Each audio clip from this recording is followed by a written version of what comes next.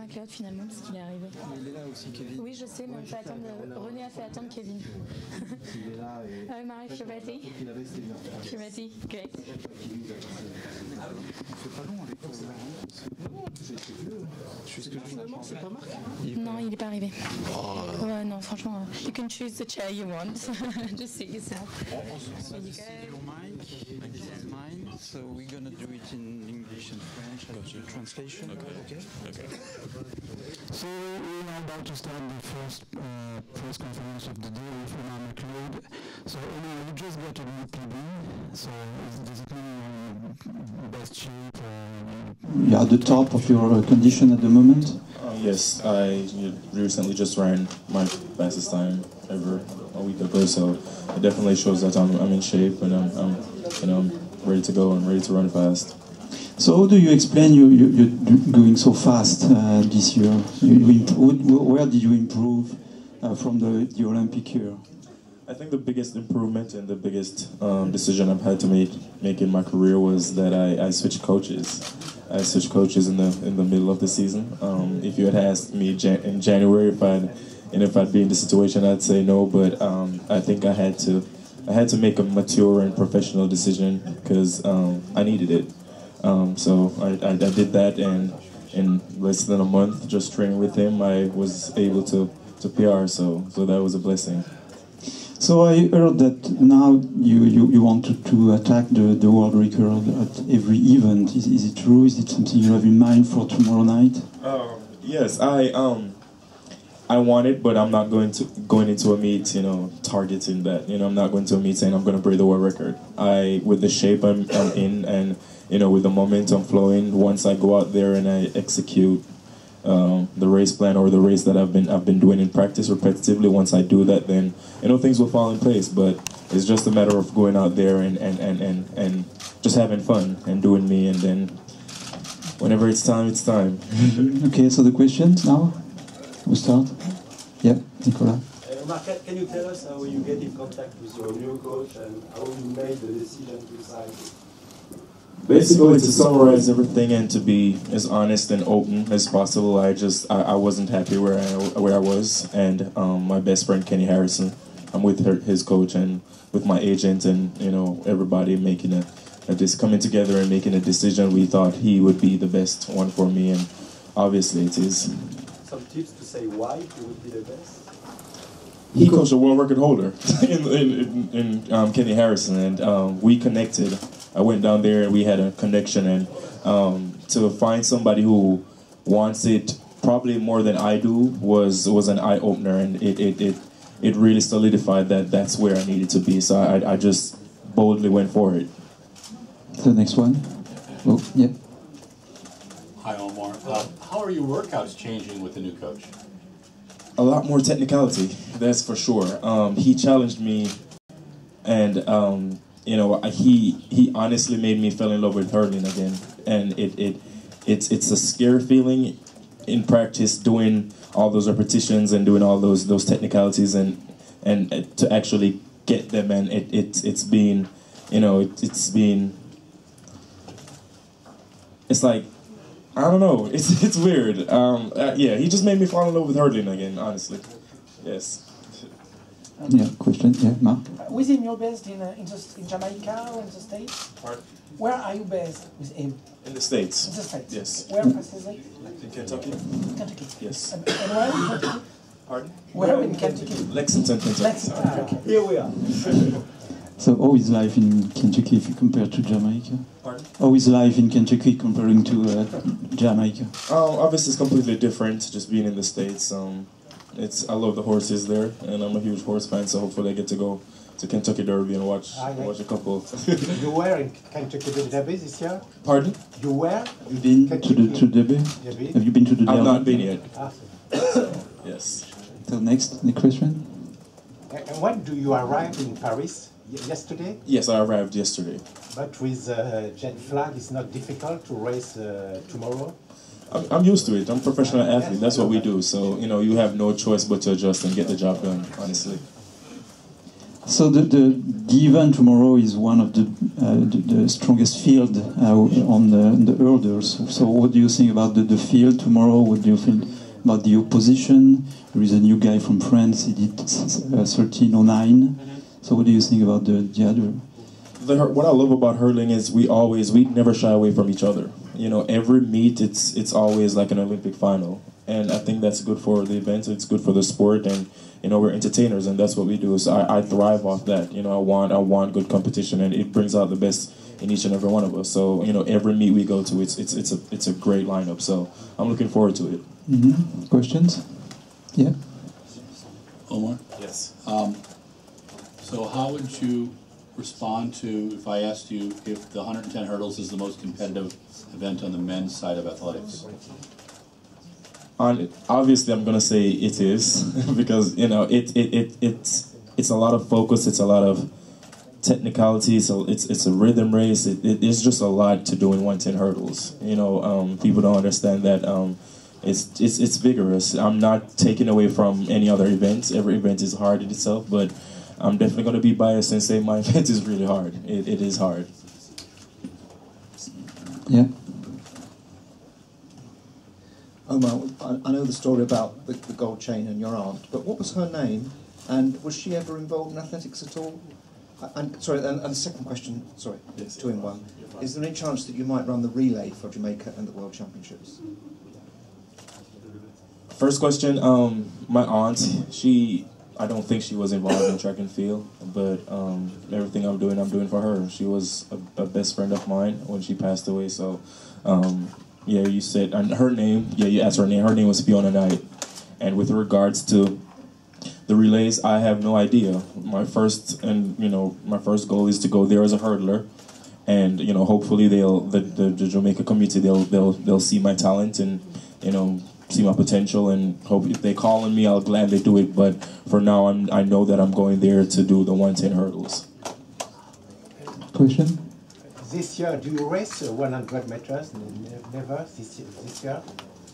I'm not sure for now. I'm not sure. Let's see what the season has to say about that. Do you feel like you are the heavy favorite for the world title this season, considering you are the Olympic champ? Yeah. Considering you're running much faster than the others? Or do you think that these margins between you so far this season and the others is not reflecting the truth? Because there are 2 tenths between you and Darian, which is second on the list. Do you think it's reflecting the true gap between you and the field? It is. Obviously, I'm the way you come. Like, I'm an Olympic champion, world indoor champion. You know, I've have 4 of the top fastest times this season. So definitely, I'm the favorite. There's no going around that. And you're comfortable? I'm definitely comfortable with that. I mean, you're in the sport. Why not try to be the best? You know, I'm in a position that I can't control, so I have to live up to it. And it's an honor. That's how I look at that. That's how I look at it. To be honest, it's a good pressure. It really is a good pressure. You know, pressure is a privilege, and it keeps me going. It keeps me wanting to be the #1 athlete. Everybody's trying to beat me, so there's literally no time for complacency. You know, I have to keep working, and I have to keep that #1 position. So I love it. But will you keep that gap? Because once again, it's a big one. It is. From 2090 to almost 1310. I mean, it is, and I'm looking to go faster, so why I'm not going to settle. Yes. Omar, do you think about the world record every time you race, or do you think it's just going to come? Good question. It's in the back of my head. I'm not going to lie to you, honestly. I want it really bad, but like I said, it's not like I go into every race and say, oh, I'm going to break the world record. You know, I'm not trying to put that pressure on myself. You know, it's every athlete's dream to be the best at what you do, to have a world record. So, I'm gonna say this. I want it by the end of the season. I want that world record. You know, but it's like I said, I'm not going in the meet saying, oh, I have to break the record. So we'll see. With Usain Bolt doing his last season, do you think the light will be more on you as soon as next season in Jamaica and in the world? Yes, there's a lot of Jamaican athletes that the light will be on, not necessarily just me. it's a huge honor, you know, taking over from Usain Bolt, and he'll be missed. But like I said, all we have to do is try to shine. There's nothing we can do to replace Usain Bolt. You know, what Usain Bolt did was he was destined to do that. You know, we all have a different destiny in our sport, and it's our job to shine our own different lights. So I hope that's what each and every one of us do as young, upcoming Jamaican athletes. Question? Yeah? Yeah? Omar? Yes. When Aries Merritt broke the world record, I asked him a little bit about how he felt, and he said the races coming up to it, he just felt very fast. Yeah. And one of them he false started in, and just kind of, he said he had to relax to finally break the record. Right. Is that how you look at it? Yes. I think somehow you have your best performances when you're relaxed, and you don't think about breaking a world record. That's when I have my best performances. And yeah, the hurdles tend to come up faster. The adrenaline gets higher. So it's all about controlling and being relaxed in that moment for it to really happen. Could you go a little bit more in the specifics, telling us what exactly you have changed technically recently? Coming off my position off the hurdle, bent leg. There's just a lot. I wasn't the best hurdler.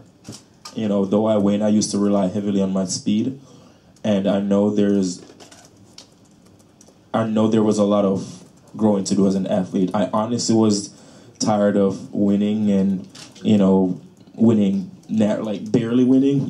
Having to battle for the finish line. And having to rely on my speed. And I know that was my strong point. I was just using speed, and I mean my technique wasn't the worst, but it wasn't the best.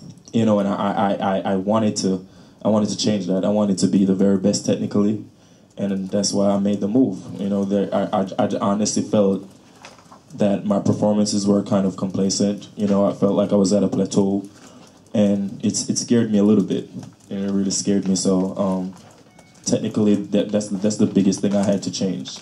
My technique. And when you look at the history of your event, who would you say was the best technician of the event, from Nehemiah to you? That's easy. That's Lu Zhang. Okay. By far? By far. Lu Zhang. Okay. Best technician. Omar. Yes. Raymond Graham. Jamaica Lena. Yes. Earlier you stated that you were going to try the seven steps instead of the 8. Yes. You have not done that as yet. I think if you go to the 7, you can run much faster. What are your plans, future-wise, to do that? I tried it earlier this year. It wasn't working out for me. I think one of the main reasons is because of my height. I'm a shorter hurdler, and when I tried it, it was inconsistent, and I didn't like that. There are some times in practice I'll be on it barely, and there are other times I'll struggle. And I hate having to reach for the hurdle and feel for it. So, being that this year was another championship year, I didn't want to change nothing too much. But I'm doing what it's surprising that I'm running this fast with 8 steps. So, like I said, I don't want to change nothing too much. And I strongly feel that I still can run fast with 8 steps for now. So, we'll see what happens with that. Yeah, question? No more? Oh yeah, one more. You mentioned that you love horses. Can you tell us a bit more about that? Perhaps you own a horse. How does? Pardon? You said that you loved horses. Yes. You're a big fan of horses. Yeah. How is that? How do you express that? Do you own a horse yourself? Perhaps do you ride yourself? What sort of things do you do? I don't own a horse. I just growing up in Jamaica. Always. Just loving horses. I always watch them on TV and always wanting to I always say I'm not going to ride a horse, but I think I want to get over that fear of, learning to ride a horse. And so that that's where that is. Don't own a horse, though. Hopefully in the future I'll own one. Okay, we're done. Okay, thanks. Yeah, thank you, we're done. Thank you.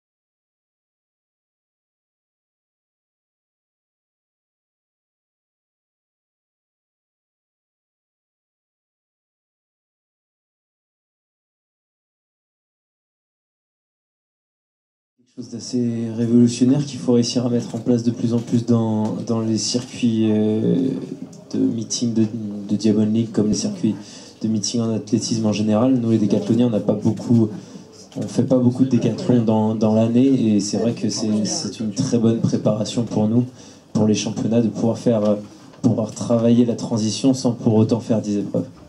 So the question was, what do you think about the formula of having a triathlon in a one-day meeting?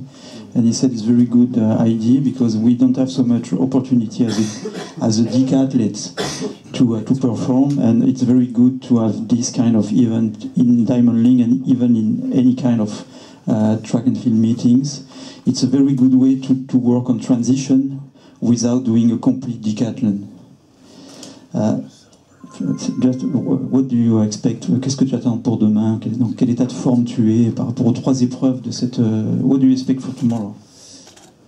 Personnellement, on l'a vu après les Jeux, au championnat d'Europe, j'étais encore plus fort qu'aux Jeux, donc je me suis encore entraîné, j'ai encore progressé. C'est pas forcément l'état de forme qui va parler, mais c'est plutôt tout le travail de l'hiver qui va parler. Je pense pouvoir faire de bonnes épreuves, même si au javelot je pense y aller encore doucement, puisque je reviens d'une petite douleur à l'adducteur que j'avais créée lorsque j'avais lancé le javelot, donc je vais faire, je pense, le javelot sur élan réduit. So he said that he worked a lot, he already improved this season, and so he's going to be able to do very well on 2 events, but on a javelin, because he was injured, he will probably do javelin on a short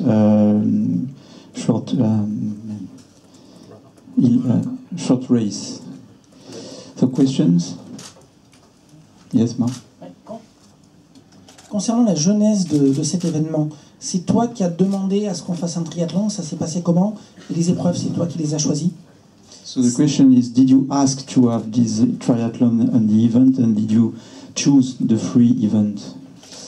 Non, j'ai pas choisi les 3 épreuves. En fait, on en parle depuis des années de mettre un triathlon dans la Diamond League. L'objectif final, ce serait de mettre 2 épreuves dans 5 Diamond League différentes, et de faire un vrai décathlon tout au long de l'année. C'est encore loin, il faut qu'on montre que le triathlon peut plaire au grand public pour qu'on arrive à le mettre dans d'autres meetings. D'ailleurs, à Bruxelles, il va peut-être en avoir un, on ne sait pas encore, au 1er septembre. C'est pas moi qui ai demandé, mais c'est Renaud qui m'a proposé d'en faire un à Bercy cet hiver, et comme on a vu que ça a bien marché, il y avait des filles et des garçons qui le faisaient, il m'a proposé de le faire cet été, et j'espère que demain ce sera un succès. So I didn't ask to have this triathlon on the event. It started last winter when they did a triathlon at the European Championship, Bercy meeting in Paris. And so because it was a success, Renaud asked me if I want to have the same in Paris in summer, and said yes. So I didn't pick the 3 events, but having a triathlon in Diamond League is something we talk about for many years, and the ultimate goal was to have 2 events in 6 different Diamond Leagues, to have a complete decathlon at the end of the season. And a winner of Diamond League. Question? Juste par rapport à ça, Kevin, justement, est-ce que tu penses qu'il serait souhaitable d'essayer d'avoir des triathlons presque reconnus par l'IAAF? Parce qu'aujourd'hui, vous êtes libre d'avoir un lancer, un saut, un machin, mais qu'il puisse presque y avoir des performances qu'on puisse comparer finalement de meeting en meeting. So the question is, do you think it would be better to have kind of a formal triathlon in Diamond League to be able to compare at the end of the season, meeting after meeting? Je pense qu'à la fin du projet, c'est peut-être ça qui arrivera, c'est qu'on aura des triathlons, et on pourra se référer aux triathlons des années passées pour vraiment jauger la performance.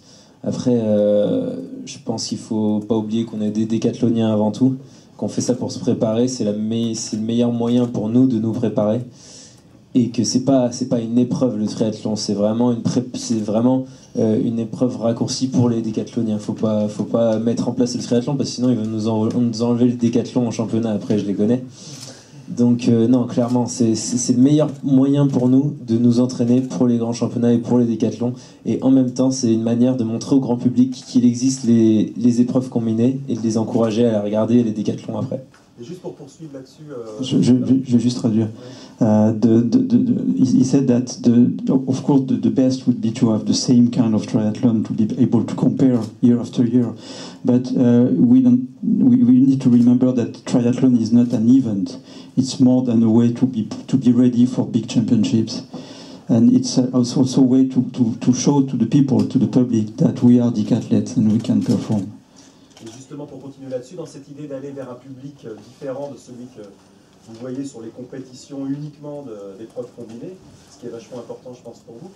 Est-ce que toi, tu es favorable au développement des DK en 1 heure, par exemple, ou des formats raccourcis, en tout cas, qui vous permettent d'aller sur une journée, quoi? So the question is, what do you think about having a smaller event, for example, a triathlon in 1 year, or decathlon in 1 hour? What do you think about this kind of shorter event? Ben, en fait, il y a plein d'idées sur le décathlon pour l'amener au grand public, mais le problème c'est qu'à chaque fois qu'on a des idées, l'IAAF utilise ces idées pour dire ah ben on pourrait faire ça pour que ce soit plus court dans les championnats et dans les meetings de décathlon et nous enlever notre discipline. Donc au final, c'est nous ce qu'on veut vraiment montrer, c'est ok, tout le grand public ne peut pas aller voir un décathlon pendant 2 jours, et il n'a pas la patience, etc. Il préfère voir un 100 mètres de 10 secondes ou un décathlon en 1 heure. Mais clairement, nous, ce qu'on veut, c'est leur donner le goût des épreuves combinées, pas squeezer le décathlon, parce que le décathlon, vraiment, est une épreuve, je pense, qui doit rester dans l'athlétisme. Et si le grand public n'arrive pas à venir voir ça, on essaie de faire des petits trucs à côté, mais à chaque fois, on se prend un revers, ils disent on va mettre un décathlon en 1 heure au championnat, par exemple. Ils ont voulu faire ça à Godis. Donc, c'est un peu à double tranchant. So he said that they had many ideas about having a decathlon in meeting, 1-day meeting, but each time they do something, IAAF, they use it to show that it will be possible to have a very short decathlon in great championships. So they don't want to push too much on this way, but anyway, it's a good way to give people the taste of decathlon. Because not everybody can stay 2 days following a decathlon. Yes. Kevin, who do you see as your biggest competition in London this summer? What? For the decathlon in London, who do you see as your biggest competition? Who I see as the biggest competitor? Yes. There is a lot of that adversity. Everyone told me about Ashton Eaton with this retreat, but I think there is a lot of adversity. There is Warner. We know if he make a great decathlon, he can do the world record. We saw Freymouth did 8,663. So there is a lot of adversity. Everyone say I am the one who can win, but I think it will not be over until the end. Yeah. Kevin, you had talked about having some injuries earlier in the season. How are you doing now? What's your level of fitness? Yeah, I did a lot of travel since my silver medal in the Olympic game. And because of that, I had little injuries, not big, but that make me not feel good in training. So I stopped everything in June to be ready for Paris. So now I'm really good. I make 3 or 4 sessions last day, very, very good. So I'm in good shape, not the shape I will be in London, but good shape. Question? Yeah. We don't often get to speak to decathletes at Diamond Leagues, so I'd like to know, can you tell us something about yourself apart from athletics? What hobbies, interests, passions do you have outside of the sport? I have a lot of hobbies. If I do decathlon, I like to do everything. So last weekend I was in the Atlantics, and I did surf for 3 days. I love sport in general. I love science. I love other things, and every decathlete are like me. They want to do all the things. They do decathlon for that. They don't want to do one thing in their life. So I am like I am in the decathlon. Juste pour compléter sa question, Marc, c'est le statisticien qui fait pour toute la presse, donc des petites notes, machin chose, un bidule chouette. Je sais pas, tu peux juste préciser, je joue du piano, être un peu plus précis pour lui, s'il te plaît. Okay. I play piano, I like astronomy, I like spearfishing, I like beach volley, surfing, skiing, music, chess. It's okay? Chess, les échecs. Tu as déjà joué avec d'autres décathloniens? Est-ce que tu t'en sers? Non, j'ai jamais joué aux échecs avec des décathloniens. Je suis pas. Did you play chess with other decathletes? And he said no. No, never. Yes. Kevin, so in 14, Ashton Eaton kind of took the year off from the decathlon and did the intermediate hurdles. So if you were going to take a year off from the decathlon, what event would you do? I don't understand with your accent, I'm sorry. You speak too fast. Translate, right. In 2014, Ashton Eaton did not do a decathlon. He focused on a single event, the 400-meter hurdles. If you were going to take a year off from the decathlon, what single event would you do? I think my best hope to be good in one event is pole vault, because I didn't jump this year, but I think I'm gonna be good in this event, so it will be definitely pole vault. Thank you. Yeah, Marc. Et tu peux nous parler justement de la perche, des nouvelles perches que tu essaies, où tu en es, et ainsi de suite. Could you tell us about your pole vault and the pole you use at the moment? En fait, quand j'ai fait les championnats d'Europe, je parle en anglais. In English, when I did the European Championship indoor, I had my pole vaults, but that was too small, too skinny, so I couldn't jump with it in 550. I was not able to jump because that was too small, and I bought some big poles, and I think I'm going to make my PB soon with it, because I had 5 meters and now I have 5 meters and 10 centimeters. La dureté? Beaucoup plus dur. C'est-à-dire que ma plus dure perche à Belgrade c'était une 5 mètres 14,0, et j'ai maintenant ma plus dure perche, c'est une 5,10 12,8. Donc j'ai déjà essayé la 5,10 13,2. En fait, j'ai fait les interclubs et mon but était d'essayer toutes les perches, et je suis allé jusqu'à la 5,10 13,2 à 5,50. Bien sûr, j'ai pas réussi à la plier parce que c'était la première fois que je faisais une 5,10, mais c'est sûr qu'avec un petit peu d'expérience avec ces perches, ça peut aller très très haut. Question? Yeah. Kevin, you were talking about the new poles that you're using. Is it taking you a while to get used to them? How is that changing?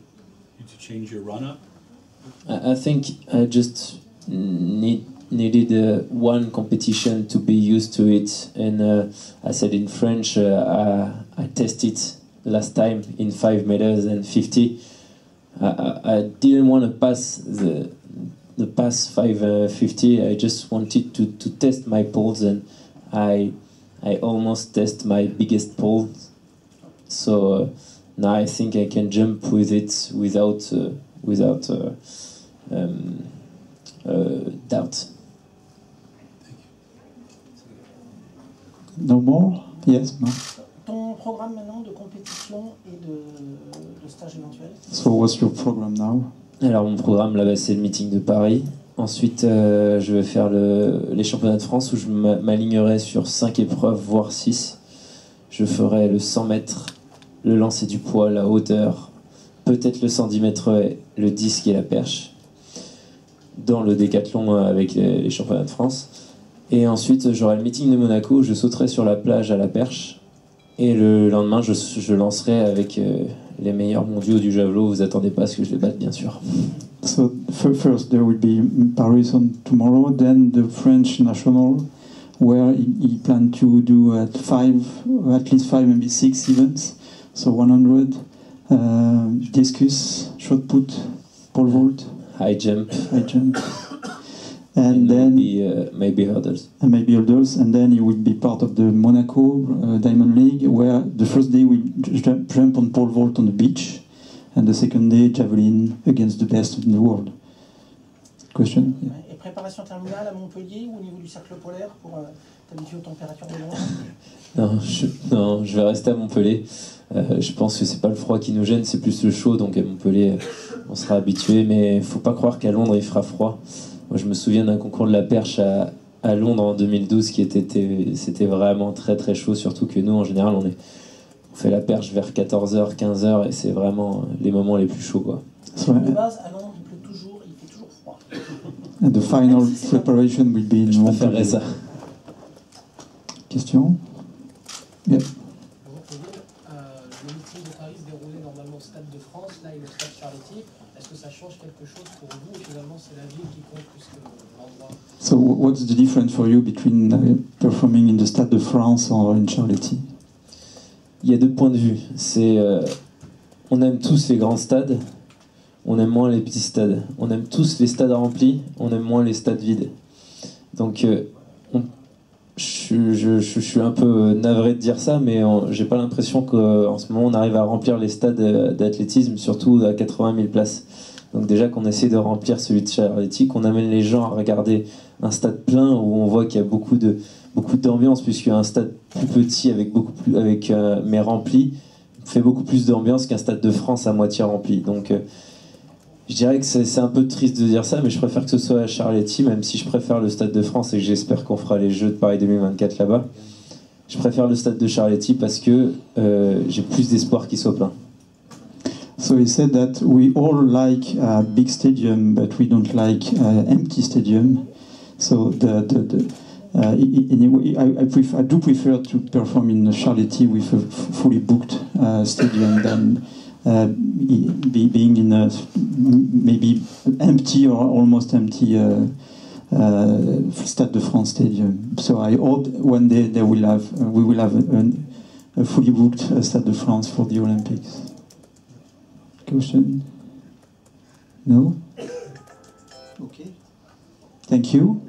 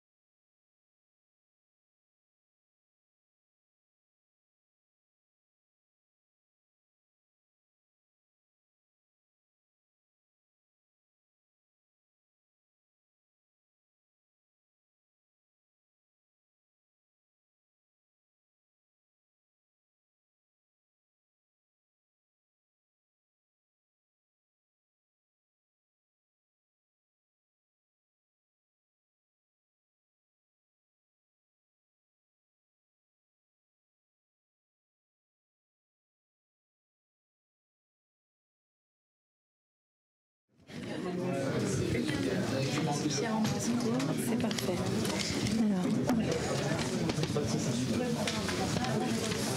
Alors, juste pour celui-là, je vais être obligée de te faire lever, je suis désolée.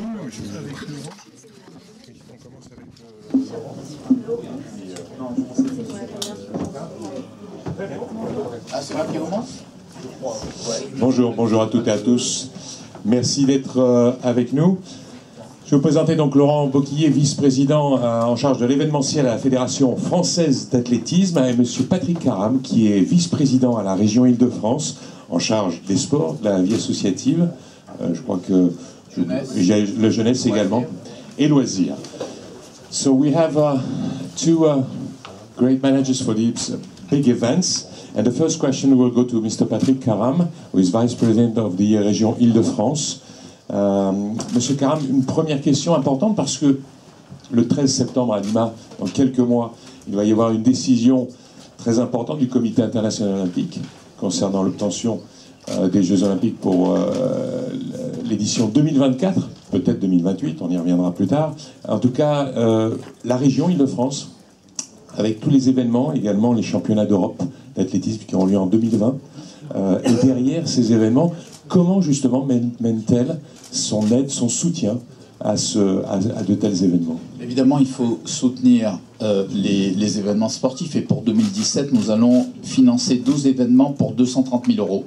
Et c'est important parce qu'il nous paraît important d'attirer sur notre sol des événements qui ont une certaine amplitude.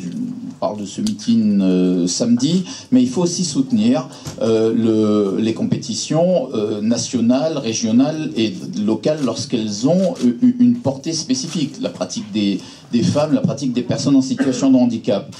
Mais il ne suffit pas simplement de financer des événements. Il faut aussi aider le sport amateur, et la Ligue, comme l'a Fédé aujourd'hui, c'est quasiment 400 000 € que nous consacrons en action de développement du sport, dans toutes les opérations de développement, et puis en formation. Je prends sur l'ensemble de toutes les disciplines, la région Île-de-France finance chaque année la formation de 32 000 bénévoles. Vous savez qu'il y a 300 000 bénévoles du sport. C'est 32 000, plus de 10% que nous finançons chaque année. Parce que c'est important d'aider les bénévoles. Et quand je dis bénévoles, ça peut être de la formation professionnalisante, la formation d'arbitre, etc. Le dernier point, c'est que nous avons aussi des ambassadeurs du sport. Et nous avons, en discipline olympique et paralympique, 16 ambassadeurs du sport. Ce sont ceux qui sont allés, là, typiquement, à Rio, et qui sont inscrits sur la liste ministérielle de haut niveau. Donc on a une vraie politique, si vous voulez, qui concerne à la fois le sport amateur, mais aussi le sport de haut niveau. Avec le CREPS aujourd'hui qui est propriété régionale, on est en train de développer et faire monter en gamme ce que nous pouvons apporter. Mais au-delà de ça, et c'est le dernier point, c'est la problématique spécifique de l'Île-de-France. On sait tous que l'Île-de-France est une région puissante, riche, la plus riche région de France, et qui peut imaginer que nous sommes un territoire carencé en termes de taux d'équipement par habitant.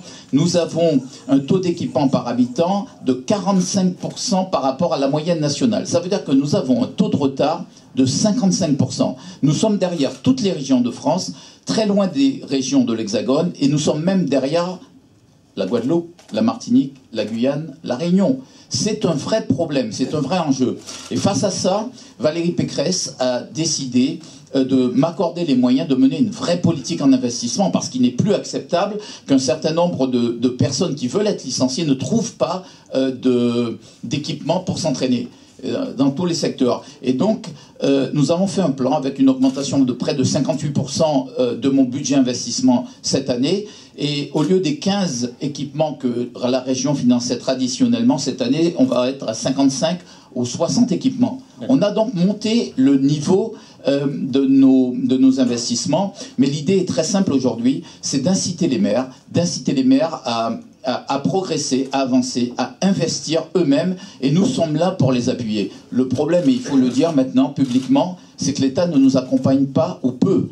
Sur tous les investissements que nous faisons, l'intervention de l'État est rarissime. C'est quasiment, allez, on peut dire 10% de nos investissements. Ça n'est pas acceptable pour une zone carencée. J'ajoute pour les athlètes de haut niveau que nous allons travailler cette année, et à partir de 2018, ce sera opérationnel, sur leur reconversion. Il ne suffit pas d'être des champions, de faire briller notre pays et puis de faire chanter la Marseillaise. Il faut que nos athlètes ne puissent pas être oubliés. Ce sont eux qui rendent à notre pays la fierté et qui favorisent cette espèce de climat positif. Nous leur devons beaucoup et voilà pourquoi, puisque nous sommes aussi responsables du développement économique, nous avons créé un plan, nous sommes en train d'y travailler avec le CNESF et nous allons dédier des financements particuliers pour que les entreprises qui travaillent avec nous, les milliers d'entreprises, 4000 entreprises, puissent s'engager pour le sport, puissent s'engager dans la reconversion des athlètes, puissent mettre des contrats particuliers pendant leur période où ils excellent au plus haut niveau, mais aussi après. Parce que c'est important de ne pas les laisser, après leur carrière sportive, au RSA. Parce qu'on a des situations épouvantables que nous ne pouvons pas continuer à tolérer. Donc voilà. Donc la région Île-de-France aujourd'hui a décidé de prendre en main toute une série de problématiques et nous sommes aux côtés de tous nos athlètes, mais aussi aux côtés du sport amateur, aux côtés de notre Ligue Île-de-France, parce que la région Île-de-France doit être, qui est une terre de champions, doit rester une terre de champions. Merci pour ces explications. Effectivement, on a deux gros chantiers, donc beaucoup de travail. Et pour le meeting spécifiquement, bien entendu, au soutien avec les athlètes français. Un petit mot avec Laurent Boquillet, justement.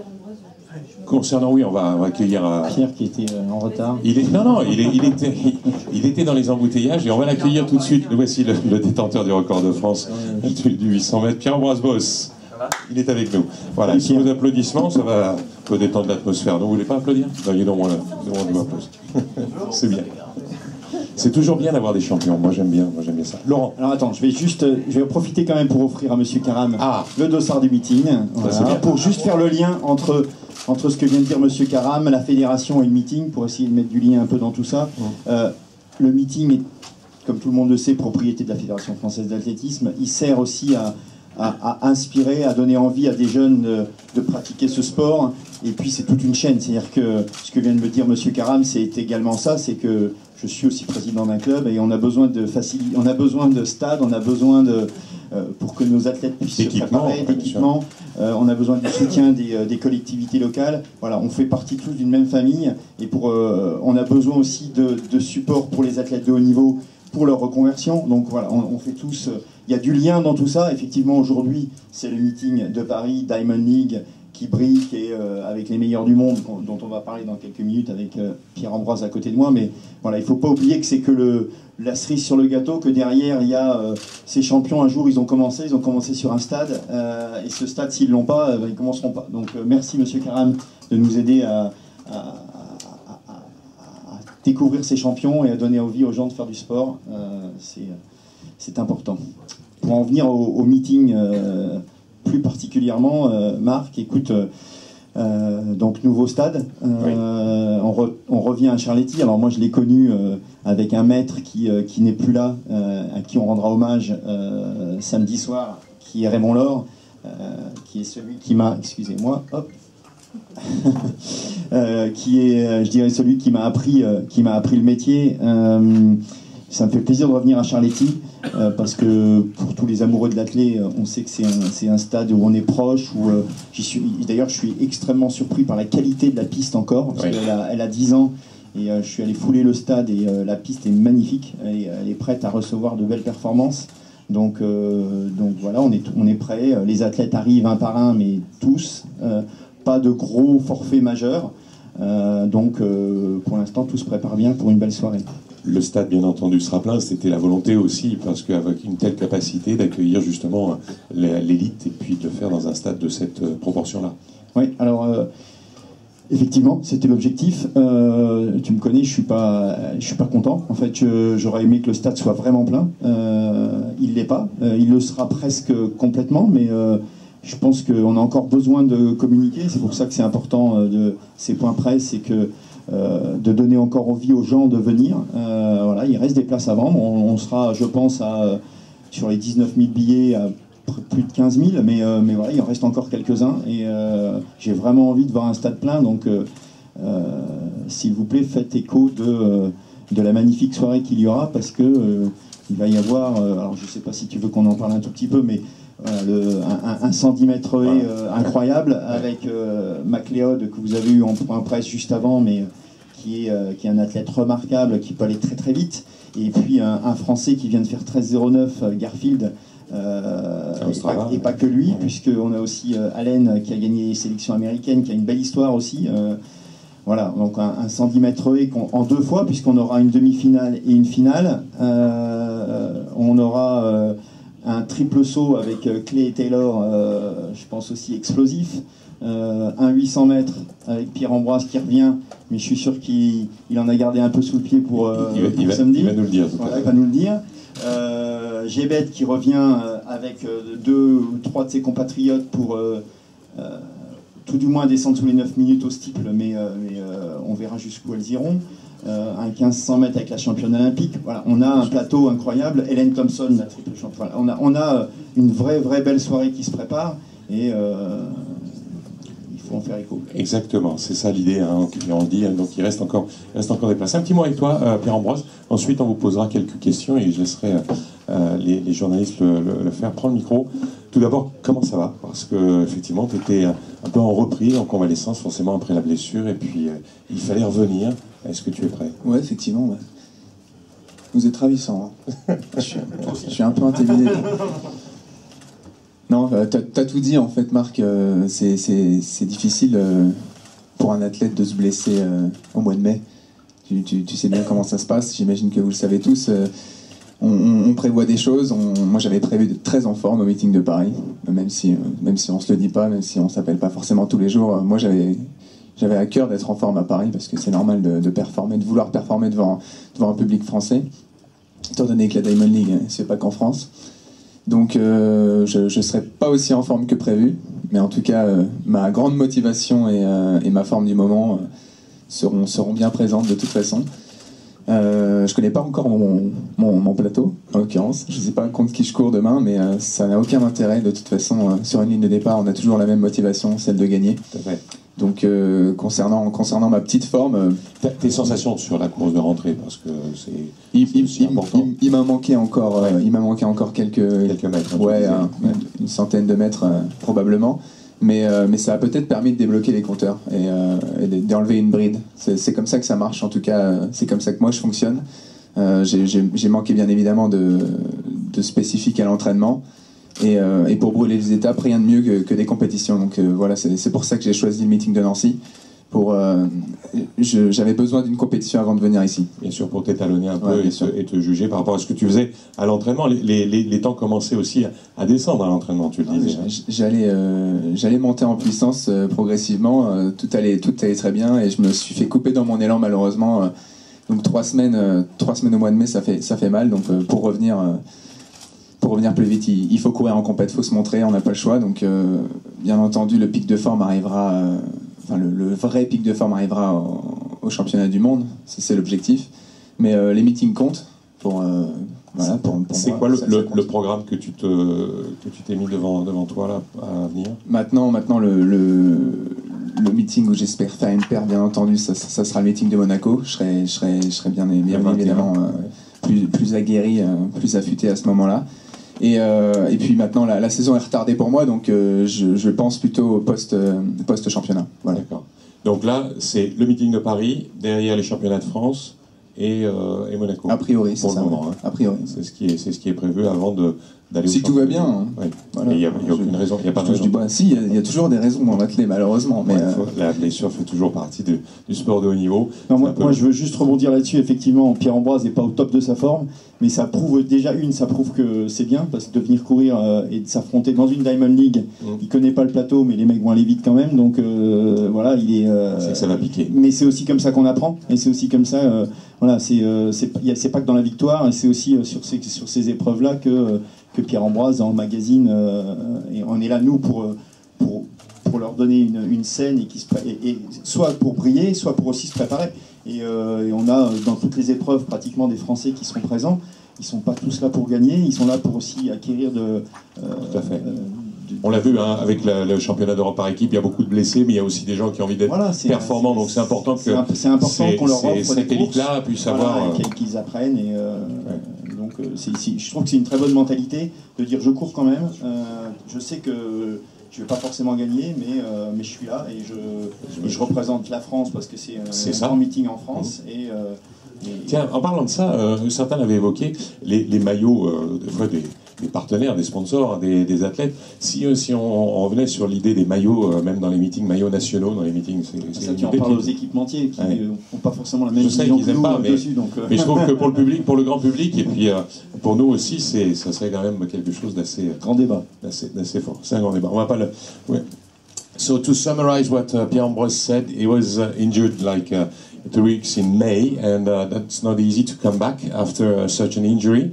So he entered in Nancy just a few days ago, had a race where he missed, he had some 100 meters of lack for his pace to be in the right timing. So he's looking forward to this next race. He knows it will be harder, but he wants to try and to face the other opponent. He doesn't know the field in the 800 so far, but he knows that it will be tough anyway. And for his program, so we'll go for the French national after this meeting, and then try to be 100% in Monaco on the 21st of July. Voilà, si vous voulez poser vous-même vos questions, Marc, bien sûr. Bon, monsieur le vice-président, 2 petites questions. La première par rapport au triathlon. Tu peux nous en expliquer un petit peu la genèse? Et est-ce qu'au niveau des organisateurs de la Ligue du Diamant, c'est un truc que tu as envie d'essayer de promouvoir pour la suite?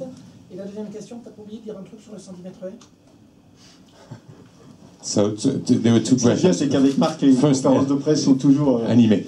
There is the first question is all about the triathlon. Can you explain to us what you want to do for this meet, and do you think it's something that can be also have a link with other Diamond League meetings?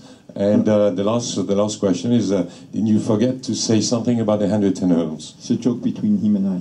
La première réponse sur le triathlon, je vais être très franc et honnête, c'est pas une idée de nous, c'est une idée de Kevin, voilà, qui a fait une demande et que j'ai trouvé très bonne. Et via Renaud Gueï, voilà, on a trouvé l'idée super bonne. Pour revenir au décathlon et à Kevin, je pense que on a la chance d'avoir un athlète comme Kevin en équipe de France et en France. Et je pense aussi que l'athlétisme en général n'utilise pas assez le décathlon pour promouvoir le sport. Et ça répond à ta deuxième question. J'espère que avec le futur de la Diamond League ou pas, ou d'autres meetings, on essaiera de mettre en place des choses pour faire briller ces athlètes qui répondent à une génération, moi je l'appelle la génération CrossFit, qui est cette génération jeune à qui on ne parle pas forcément, et pourtant on a des sports comme le décathlon et des athlètes comme Kevin qui sont capables de les inspirer, et donc il y a vraiment quelque chose à faire de ce point de vue-là, et on a lui, mais il y a aussi plein d'autres athlètes, son nom ne revient plus tout de suite parce que je pense à elle, mais la Belge qui est championne olympique, Thiam, voilà. Voilà, il y a des ambassadeurs de ce sport qui permettraient justement de montrer une autre facette de l'athlétisme. On en parlait récemment, peut-être plus ludique, parce que justement un triathlon, un décathlon en peu de temps, ça devient, on suit, on a des points, on rend ludique notre sport, et je pense que ce qu'on met en place avec Kevin ici, c'est un tout début, et il y a encore beaucoup d'améliorations à y mettre, mais ça fait partie des choses vers quoi doit aller, vers l'athlétisme, je pense. Concerning the triathlon, there was a demand from Kevin Mayer. He asked to put the triathlon in the meeting, and Laurent agreed. So, and he thinks that it's a good idea. Also, can something again be a good promotion for young athletes to come? And he said this new generation, we call this generation CrossFit generation, could be very interesting to have this kind of event in these meetings to also bring something new, bring something younger. Et alors sur le 110 mètres, je vais quand même rebondir dessus. Et effectivement, on a échangé, on parle beaucoup de Raymond Laure depuis quelques temps, Marc et moi, et en fait j'ai encore besoin de le valider, mais on va essayer de faire du 110 mètres, puisqu'on connaissait la proximité entre Raymond Laure et Guy Dru, et je trouvais intéressant, et Marc me disait on devrait faire un trophée sur une épreuve qui reste d'année en année. Et voilà, il y a quelques heures, on a évoqué le 110 mètres haies en disant que le 110 mètres haies pourrait être le trophée Raymond Laure et qui resterait au fil des ans parce que c'est quand même la personne qui a créé ce meeting, qui a fait beaucoup pour l'athlétisme et on ne peut pas l'oublier. As you know, the creator of Paris Meet was Raymond Laure. He passed away a few weeks ago. And Marc and Laurent were talking about having a trophy, special trophy on his name, on 110 hurdles, because he was taking care of Guy Dru. Guy Dru was Olympic champion in 1976 in Montreal, and it could be a good idea to on his memory, to have this trophy every year for the 110 event. Voilà, ça c'était l'idée. Marc, une autre question? D'autres questions? Some more questions on the organization? Yes. Yeah, no, go. Okay. What do you want? Sorry, it's not about the organisation. It's a question about your cat. I need to know, is he okay? Will he be here again this year? Is the fridge full? I didn't feed him for a long time, so I have no news. I think he's around in the neighborhood in Vincennes, so if you just roll there, you should cross him maybe. I have no idea. Non, je ne l'ai pas vu depuis longtemps, il doit être sorti de la maison à Vincennes. Si vous allez dans le coin, vous allez le croiser. One more question? Mark. Question to Pierre-Ambroise. What are your feelings now about how it went for you in Rio? Are you proud of the way you ran, or are you still disappointed, or perhaps it's given you more hunger for this year? With reflection, how do you feel about it? You should come inside my mind, because I myself don't understand what I feel about it. I feel like I have something else to do, something better, and I have time for that. And the thing is, it's not only Olympics, it's every year. Every year counts for athletics. So it's step by step, but the thing is, I still want the gold, and even more. Sounds like the fate that this fourth place, it's even more more important to do fourth than third, because third would have just maybe increased my fame or something, you know. It would have changed maybe everything. So it sounds like the fate for me. Now I know exactly what I want, and I want gold and nothing else.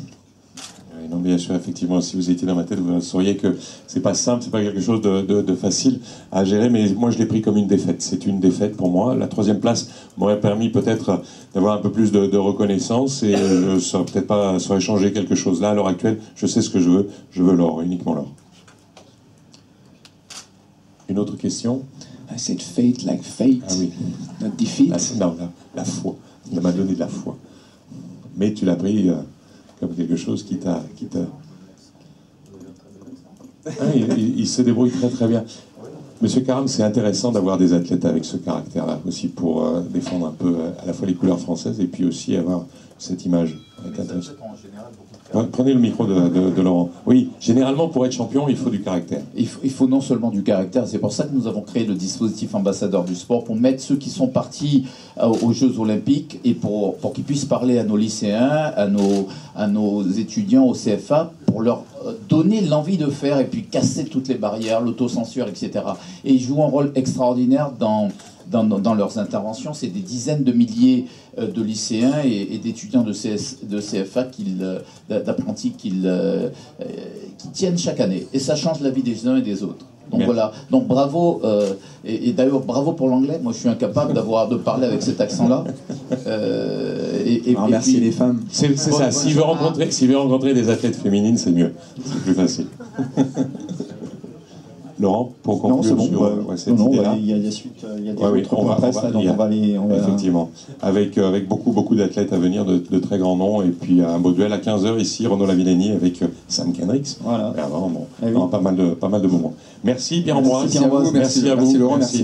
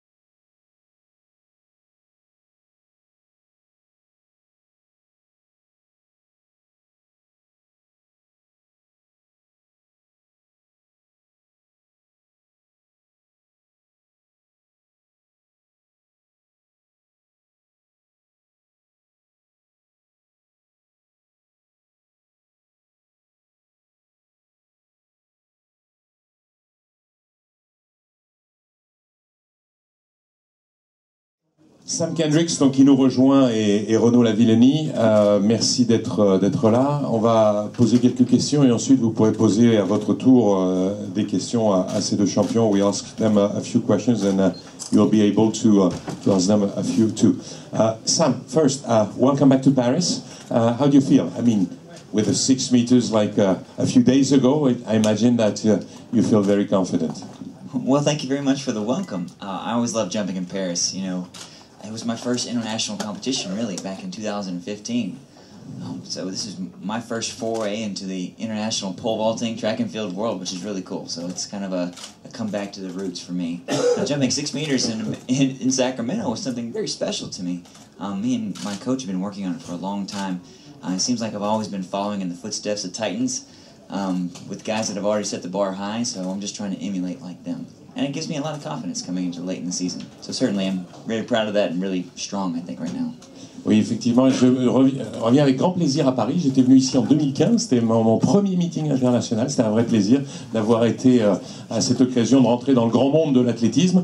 Et effectivement, avec mon coach, on a beaucoup travaillé. Et ces 6 mètres à Sacramento, oui, c'est quelque chose qui m'a toujours, bien entendu, extrêmement motivé, tenu à cœur quand je voyais les autres faire de grosses barres. Et c'est pour ça, effectivement, que j'étais très, très heureux, très fier. Et bien entendu, forcément, avec beaucoup, beaucoup de confiance, je peux aborder cette saison et notamment ce meeting à venir.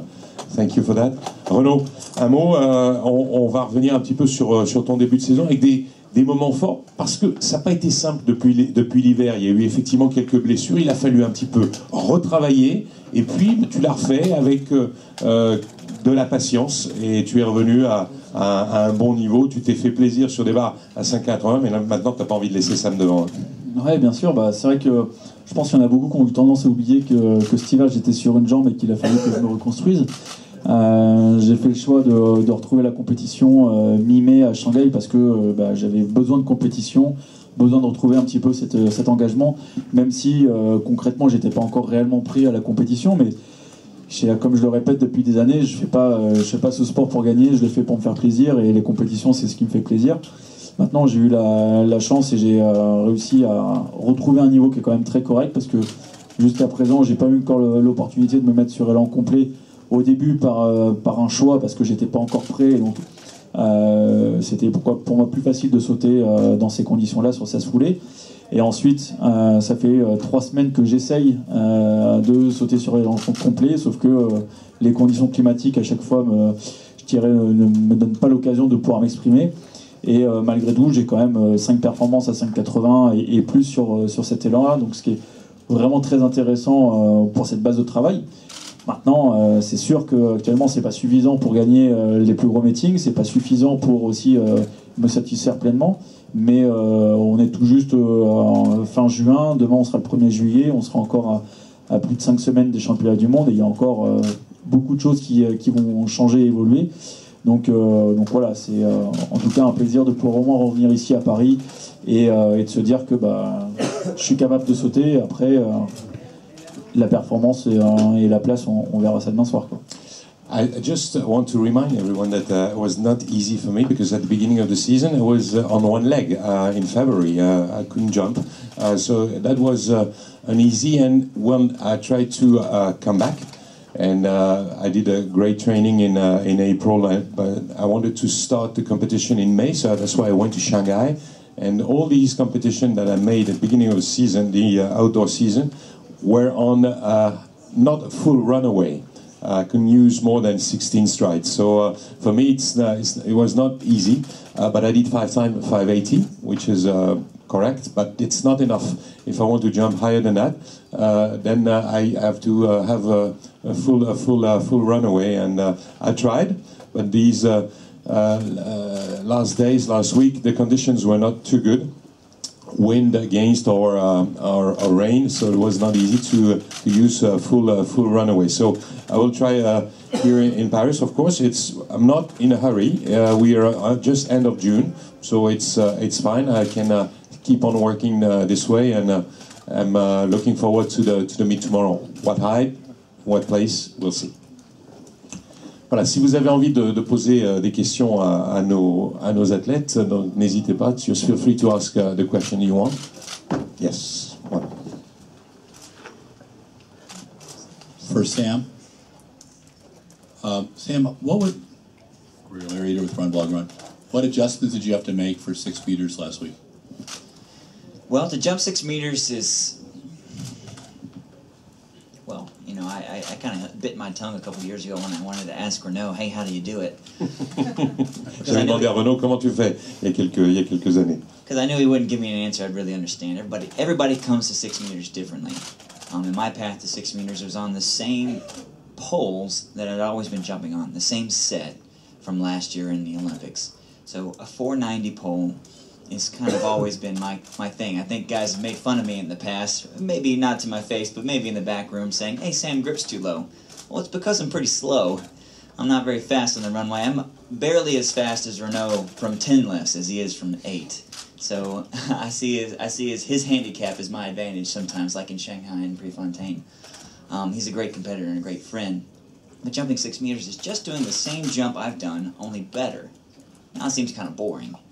But when you've reached the limits of what you can do a given year, there's only so many things you can do. You can't add more speed. I can't get any faster. I just got to do it a little bit better. And I got a little bit more push off the top, which means a little bit more setup and a little bit of good coaching advice from the side to set those standards just perfect. Pulled them in 2 centimeters from my first miss, from 65 centimeters to 63, and that seemed to be the perfect calculation. Oui, donc ça a été quelque chose d'assez particulier parce que je n'ai pas changé de perche par rapport à la perche que j'avais aux Jeux Olympiques. Il n'y a pas eu beaucoup de changements de ce point de vue-là, c'est toujours la même, 4,90. Pour moi, ça me permet justement de sauter. J'ai pas les qualités de vitesse nécessaires pour prendre plus grand, plus dur. Donc j'ai gardé les mêmes perches que j'avais sur les Jeux Olympiques l'année dernière. Et c'est ce qui me permet justement de faire, en le faisant un peu mieux que l'année dernière, de franchir 6 mètres. C'est quelque chose peut-être qui ne vous parle pas, mais c'est vraiment la façon dont je l'ai fait. Mieux pour moi, mieux aussi du côté de mon coach qui me donnait les bons conseils, et donc ça me permettait justement de faire de meilleurs sauts. Une autre question? Yes. Renaud, at the pre-meet, you spent a little time with Mondo Duplantis, the young Swedish pole vaulter. What advice did you give him? Qu'est-ce que tu as dit à Duplantis, avec qui tu as passé un peu de temps? Well, the thing is, which was funny, is I met Mondo like 4 years ago. So I saw him jumping like 380, 4 meter. And it was just crazy to be able to jump with him in the same international meeting in Eugene. And most of the time, the thing I tell him is just, you know, to don't care about the other one. It's not because you're young and it's the first time that you came here that you have to do like the other one. Just have to stay focused on what you use to do every day, what you use to work, and just have fun, enjoy, be able to jump with us and jumping one of the best places in the world, and you know, follow the work, because we know that London, he will be part of us, and he will have something to match in this place, so that's going to be interesting to see the progression during the summer. Oui, ne fais pas attention aux autres particulièrement, fais ce que tu as à faire toi. Jauge-toi par rapport à toi, ça c'était un des conseils que je voulais lui donner, c'était le plus important, parce que ce garçon va être parmi nous très très vite, j'en suis sûr. Il aura forcément un rôle à jouer à Londres déjà, et donc c'était pour moi un petit peu important de pouvoir lui donner ce genre de conseil, de faire avec ses qualités à lui, et de ne pas se jauger systématiquement par rapport aux adversaires. C'est ce qu'a dit aussi Sam, je retraduis, il disait qu'il était très ami avec Renaud, qu'ils ont des qualités qui peuvent être un peu différentes, ce qui profite à Renaud et pas toujours la même chose pour lui, donc ils se servent de leurs qualités. Just explaining that you were friends and I didn't translate that before, and you have different qualities and you use your own. Oui. Sam, just how do you feel about the 6 meters? Do you feel like you are now the favorite for the world title in London, or it doesn't change anything in terms of competition, because you will be a lot of jumpers who have already done 6 meters in the past? Well, you see, for these championship meets, it is who is the best on the day. And now, if I say, I've jumped 6 meters, I'm the most prepared, I'll be eating my words. But how many times have you jumped 6 meters or now? 17 times, right? So by my calculations, Renaud's 17 times better than I am right now. So I've really got to bring my A game. But it depends on the day. Everybody has strong days and weak days. Conditions change. Just like Renaud says, when I'm coming from 20 strides, if the weather is not great, it is not worth it. Or it depends. Now, Thiago Braz has jumped 6 meters at the Olympics, but he has not been strong this year as well. I know he will rally. That is what he does. That is what he and his coach do. But I have the confidence knowing that I can jump the bars approaching those championship bars very consistently. The proudest point of my last competition in Sacramento was not necessarily that I jumped 6 meters, was that I jumped all the way through 591, 8 jumps in a row on a first attempt. Now that's a good way to be competitive in championship meets, and that's what I strive to be. Not necessarily to jump 6 meters every day, but to be very consistent in bars that really matter.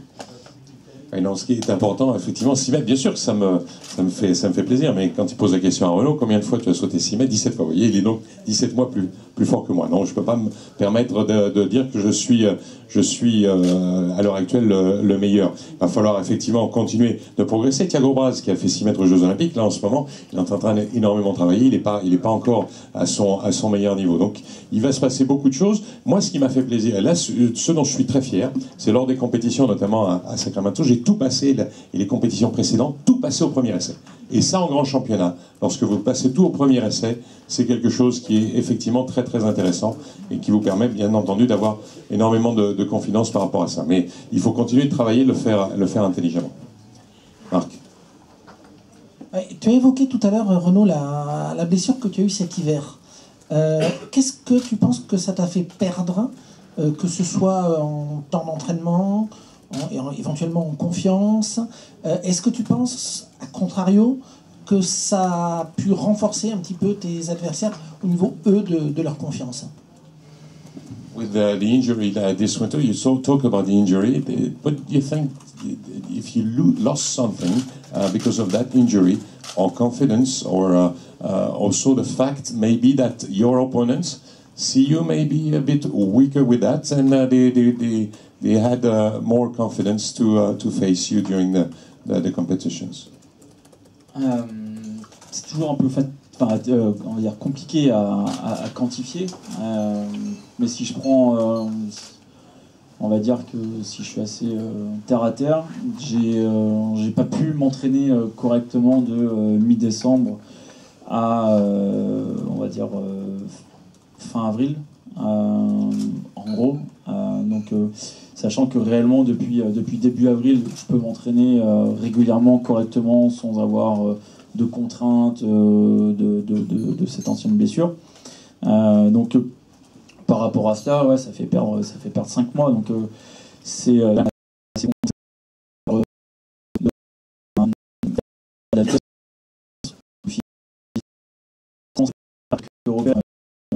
sur le côté parce que on est toujours en train de jouer un petit peu avec le matériel, que ce soit sur le levier, sur la dureté, etc. Donc je dirais là tout de suite, si on prend par rapport à une saison normale, j'ai réussi à retrouver un bon niveau d'exécution, mais je dirais j'en suis au 1er juillet, là où généralement j'en étais au 15 mai, quoi. Donc il y a ce petit décalage. Après je travaille aussi dur pour le rattraper et puis faire en sorte de passer outre, quoi qu'il arrive. Et après, par rapport aux adversaires, je dirais, ils m'ont pas attendu. Barber, il avait déjà sauté 6 mètres avant que je me blesse. Braz aussi. Cet hiver, Lisa qui a fait 6 mètres. J'étais à moitié blessé, mais bon, je veux dire, ça changeait pas.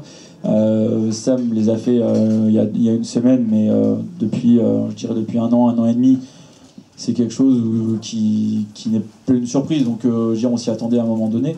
Donc après, j'ai envie de dire, moi peut-être que ça les a renforcés. Je sais pas, je suis pas dans. Mais une chose est sûre, c'est qu'actuellement le seul qui a battu, c'est lui. Alors après, avant-hier, j'ai perdu face à Valentin et Kevin. C'est un contexte différent, mais je veux dire, sur les gros meetings, il n'y a que Sam qui a été capable de me battre.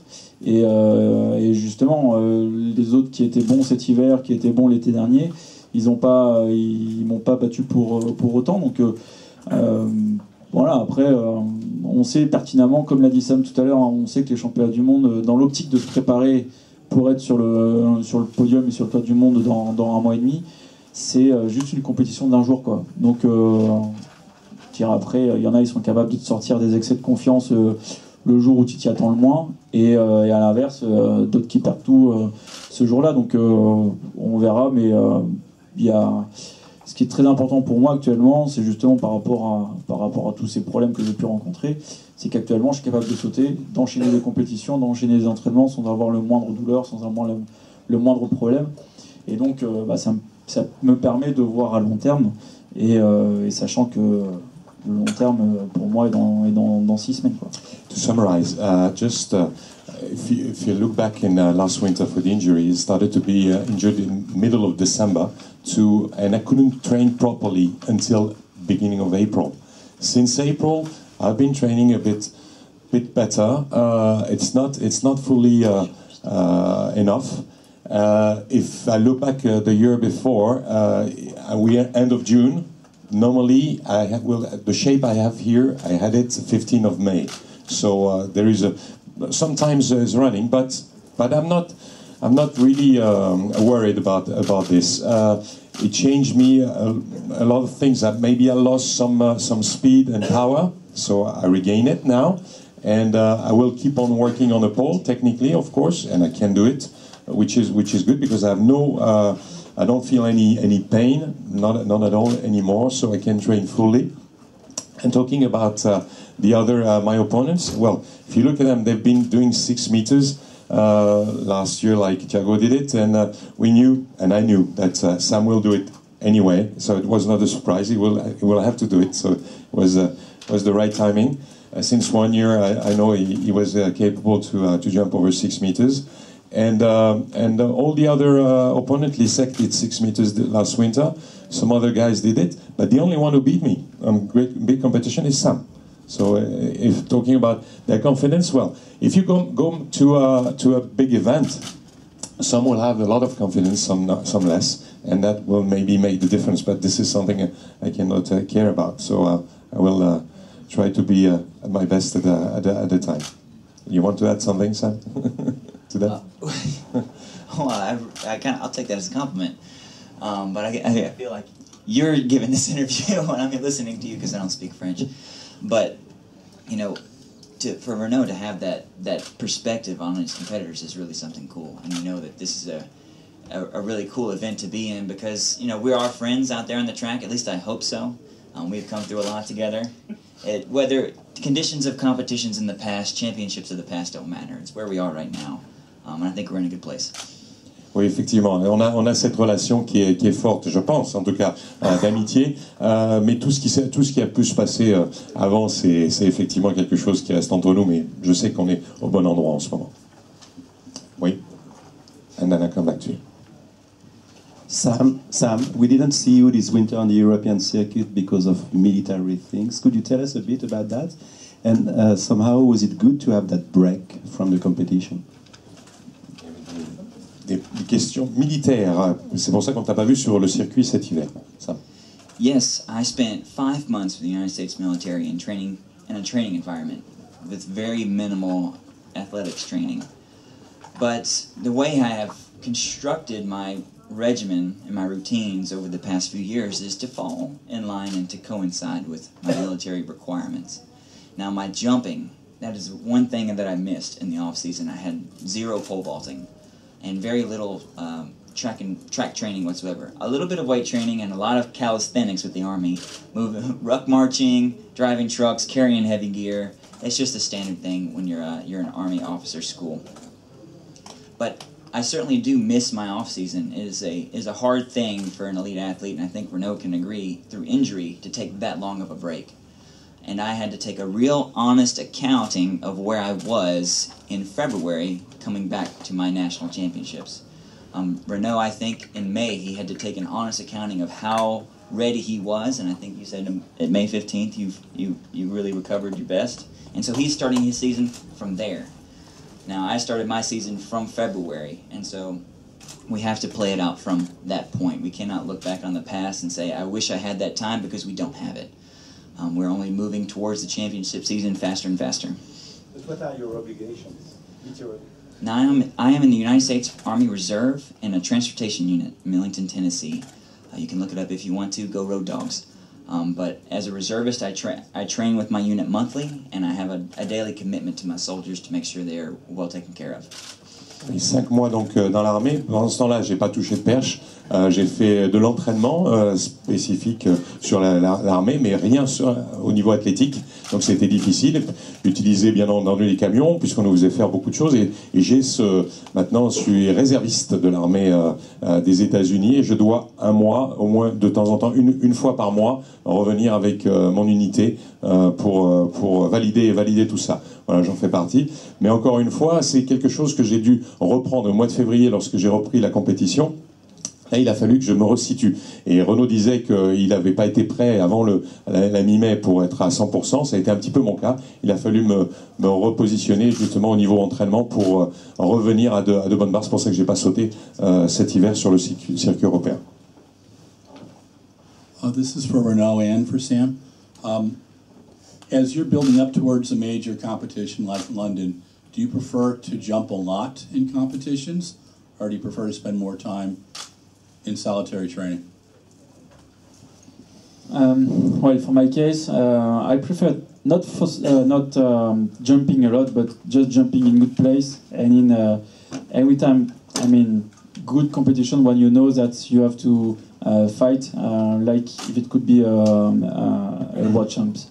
I mean, for me, it's more interesting to be able to take part of the Diamond League because you have all the condition, all the set is almost like the world, instead of going to a street meeting, where you can jump very high, but it's not like the world, so it's not like the same pressure, it's not the same organization, and for me, it's not a good preparation for those big events. And also, you know, going in a preparation camp for 1 month before the World, I don't think is not a good time because you lose, you know, the competition rhythm, and you can't lose any time when you want to be on the top in the podium. Sam? I think he said a lot of great things there. We are competing now with the bodies we developed in the off season. So right here in the competitive season is where we make our bones, and we had to let the chips fall where they may, and we can only become better competitors as the time goes by. Now, because of the off season that I had, I need to take a little bit more time, because I think I can become even more competitive if I had a little bit of time of solitary training. Usually, I think we're working class track and field athletes. I say that a lot. We need to jump as often as possible. It's fun. It really makes you better. The pressure is on. The experience needs to be had for championship situations, and that's why I love coming to the Diamond League meetings as well, is because it's like a World Championship final some days, almost as competitive, even more so in a lot of meetings. I've been beaten by Renaud when he jumps 6:05, and I've beaten Renaud when I've had to jump twice as many jumps as him. So you never know what you're going to get, and that adversity, it's what's going to make everyone nice and polished for the World Championship. So I think everybody is trying to vie for a spot in these meets to really show what they're made of.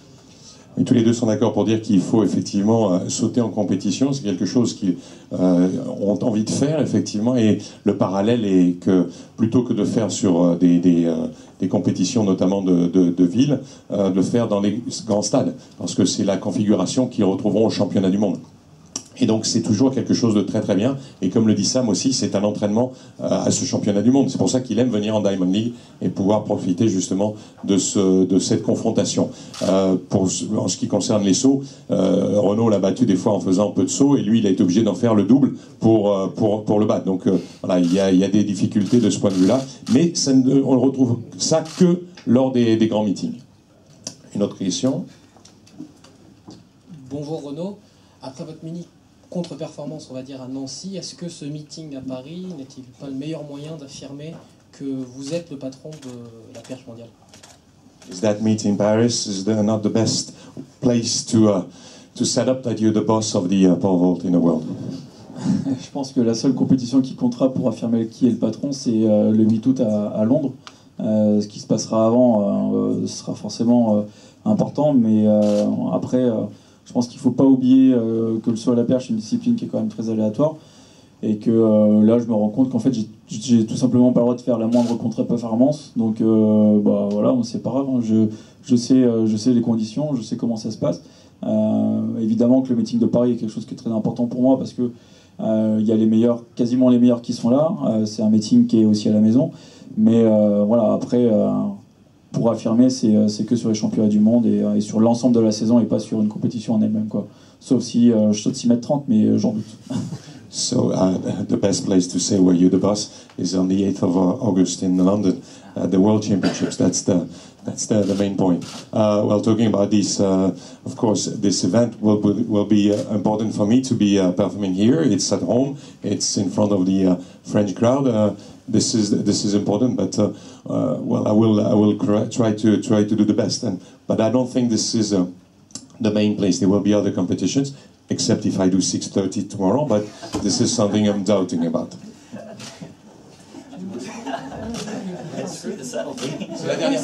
La dernière question. Hein. Oui, question. You spoke about many jump in some competition. Renaud, anytimes began his competition at 570. Do you prefer to begin 550 or? Do you prefer to begin every time at 550 or and what's the difference between begin at 517 or 550?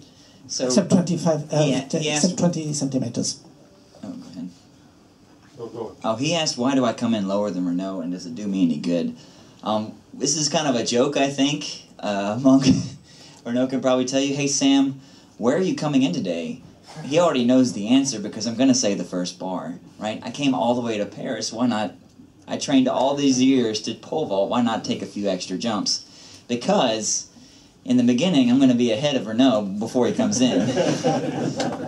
So I need every advantage I can get sometimes. And it works out. Oui, non, c'est toujours quelque chose d'assez spécial lorsqu'on est dans un meeting, et il le sait. Il me pose la question toujours en premier, à quelle heure tu vas commencer?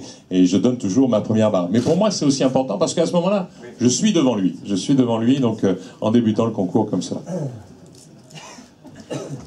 C'était la dernière question. It was the last question. Mark, last one because we're running late for the other athletes. Quick question to Sam. When exactly were the 5 months that you didn't vault, and weren't you itching to try pole vault for that length of time? Well, I was given a gift at the end of last year, and that was an Olympic medal. And after jumping against Renaud in Paris and then tying with him in Zurich, I had been pretty well completed for the season. I had done everything I could that year. So a little bit of break was needed. And from the month September all the way until next February, about Christmas time, I was really itching. I said, I need to get back into it. These guys, they've had their vacations. I haven't really had mine, but I don't need one. I need to get back into what I know because it's what makes me feel strong. It's what makes me want to continue to be competitive because I know these guys are getting better when I'm doing other things. Oui, non, ça s'est passé après la saison de l'année dernière. Elle avait été très très bonne pour moi. J'ai terminé avec la médaille olympique et puis derrière les meetings et notamment à Zurich. Et après j'ai coupé, donc je suis allé effectivement passer 5 mois dans l'armée. Quand je suis revenu, je savais qu'ils avaient pris des vacances. Moi, j'en ai pas pris, mais j'avais pas envie. J'avais qu'une envie, c'était de ressauter. Donc il fallait que je reparte en compétition. Et c'est pour ça que j'ai tout de suite, dès la reprise, pu reprendre les perches et de ressauter. Voilà, merci beaucoup. Thank you guys.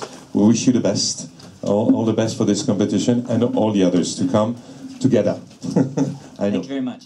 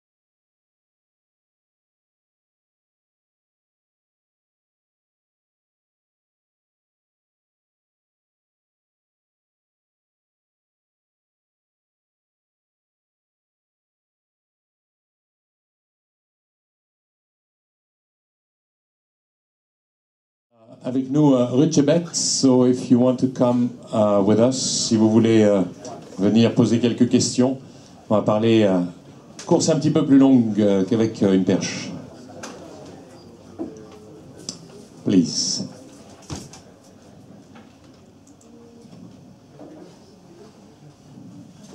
The media room is boiling. Come on.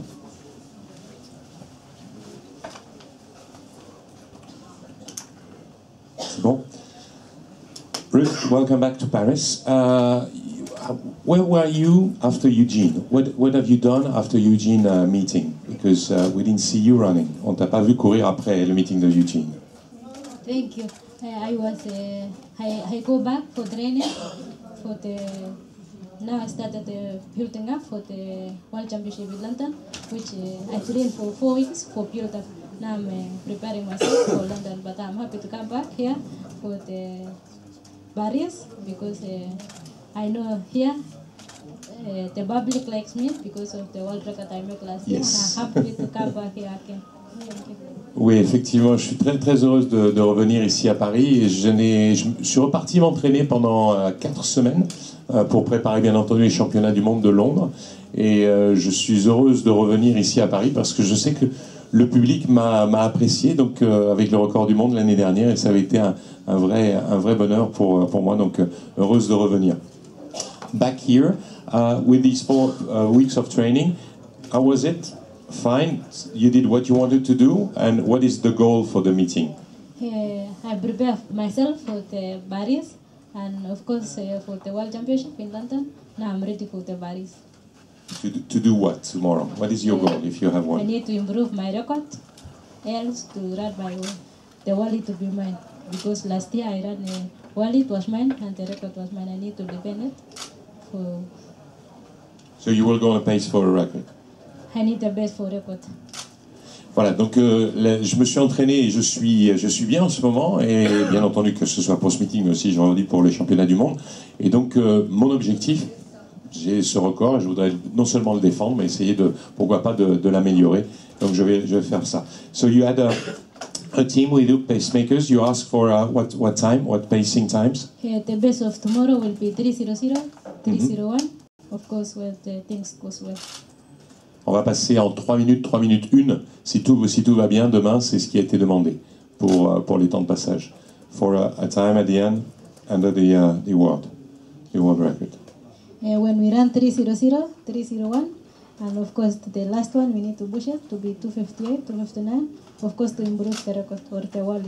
Ouais, il va falloir faire effectivement le dernier en 2:50, 2:58, 2:59.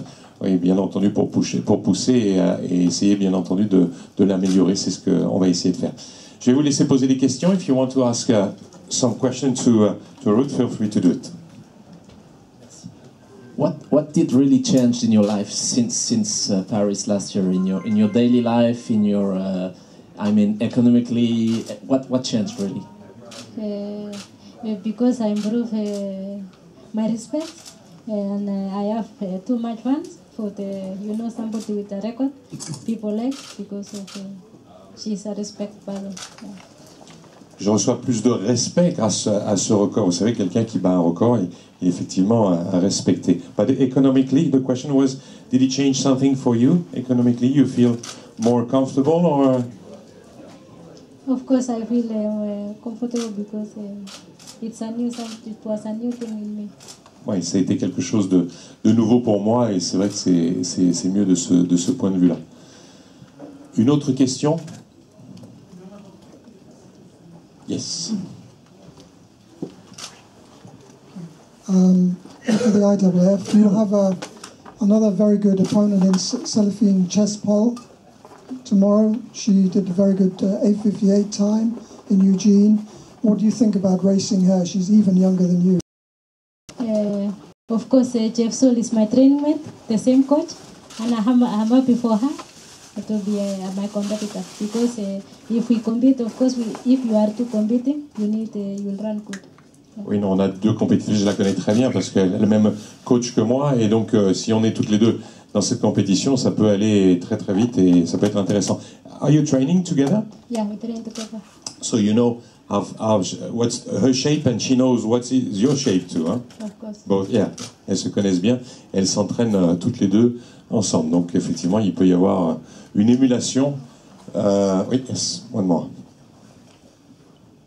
Where do you train? Where exactly do you train? We train in Nairobi. Sometimes we change to Machakos. In Kenya, we have many places of training. So Kenya is your base for training? In Nairobi. Always? Nairobi. Okay. Yeah. Une autre question. Pardon. What's the name of your trainer? Your coach? Gregory Kilonso.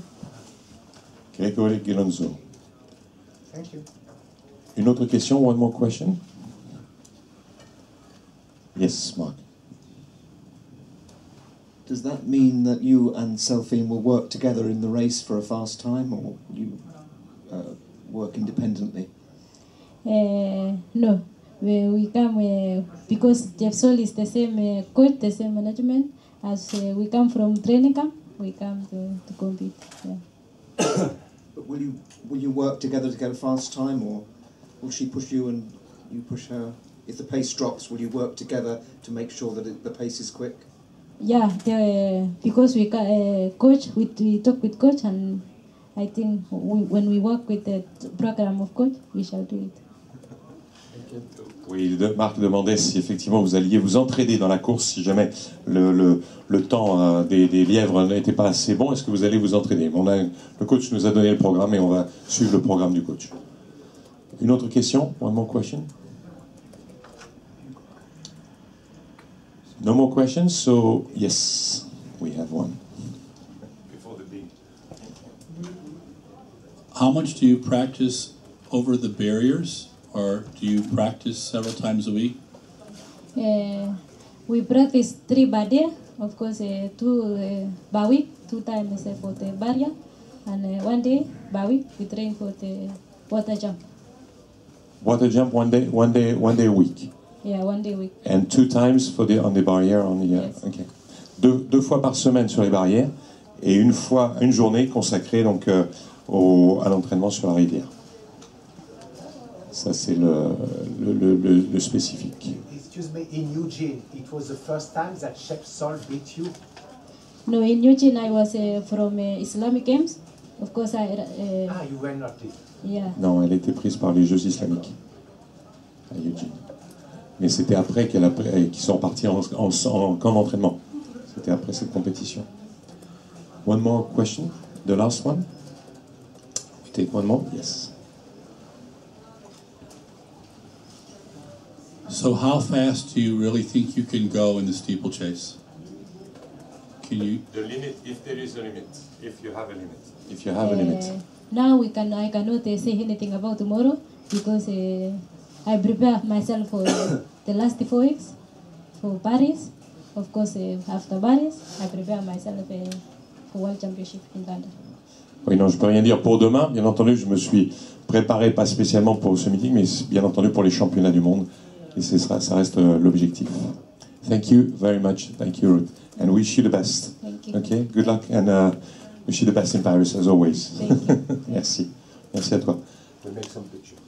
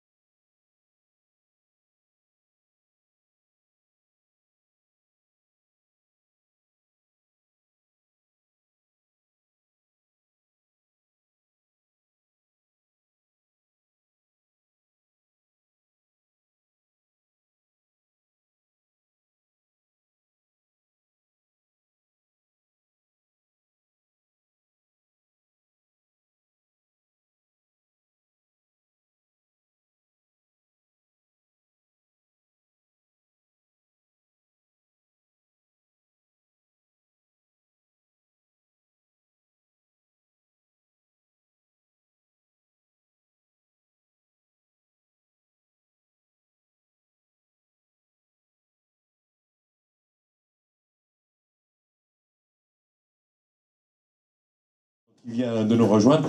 Christian, welcome back to Paris. I know you like to come here. How do you feel now? Because the beginning of the season has been pretty interesting. Yes, thank you very much. I'm very happy to be back in Paris. Haven't been here since they moved to the new stadium, so I'm very excited to see the new venue. You've never seen the new venue? I have not. So the last time I was here, I think 2014, was the last time when we were in the giant stadium. Yeah, a big one. So, no, I'm very happy to be back. The weather's actually, some people are complaining, but it's ideal for me. Yeah. I'm living in Holland, so I'm used to this weather. Yeah, you can train under rain and compete under rain, no problem. Exactly. So, no, I'm very happy to be here in very good shape. It's been a solid season, and I want to continue on that and obviously get over this 18-meter barrier again. Et bien entendu, le début de saison a été très intéressant. Moi, ce climat, en plus de ça, je ne connais pas du tout ce stade, donc je vais le découvrir. D'une part, j'étais là en 2014 avec un grand stade, le Stade de France, et puis découvrir ce nouveau stade, on va le voir. Et certains se plaignent du climat. Le climat, pour moi, ça me convient. Je m'entraîne en Hollande et tout va bien. Since when are you in Europe? Yeah, so I had to go back to the US trials. Yes, of course. Came back the following day, and I don't even know what today is, but I believe I came back We're Friday. Yes, okay. I competed on Wednesday, so I was back on Monday. Yes, right. So this would be the end of my... And you're based, when you come in Europe, you're based in Holland? In Holland, full You time. stay there. Yes. So how long have you, how many weeks have you spent in Holland this year? This year? Outdoor season? Since February. Since February, yes, since February and the entire season. So you went back to the States only for the trials? Yeah, for one day. Yes. Je suis retourné uniquement pour les sélections américaines pour un jour, alors que je suis basé depuis février, je suis en Hollande, je suis aux Pays-Bas. Et c'est là que je m'entraîne. Donc c'est pour ça que il parlait tout à l'heure du climat qui était relativement propice pour lui pour faire des performances. The rain is one thing, the wind is another one. You never know how it comes sometimes on stadium. Does it affect you or for performances maybe, but for victory no? Yeah. I can't focus on things I can't control. Yeah. No one has control. You can have the nicest venue and the best atmosphere. No one can control the weather. I think sometimes the Chinese have a tool to shoot and clear the clouds, but we're not going to use that technology for the Diamond League.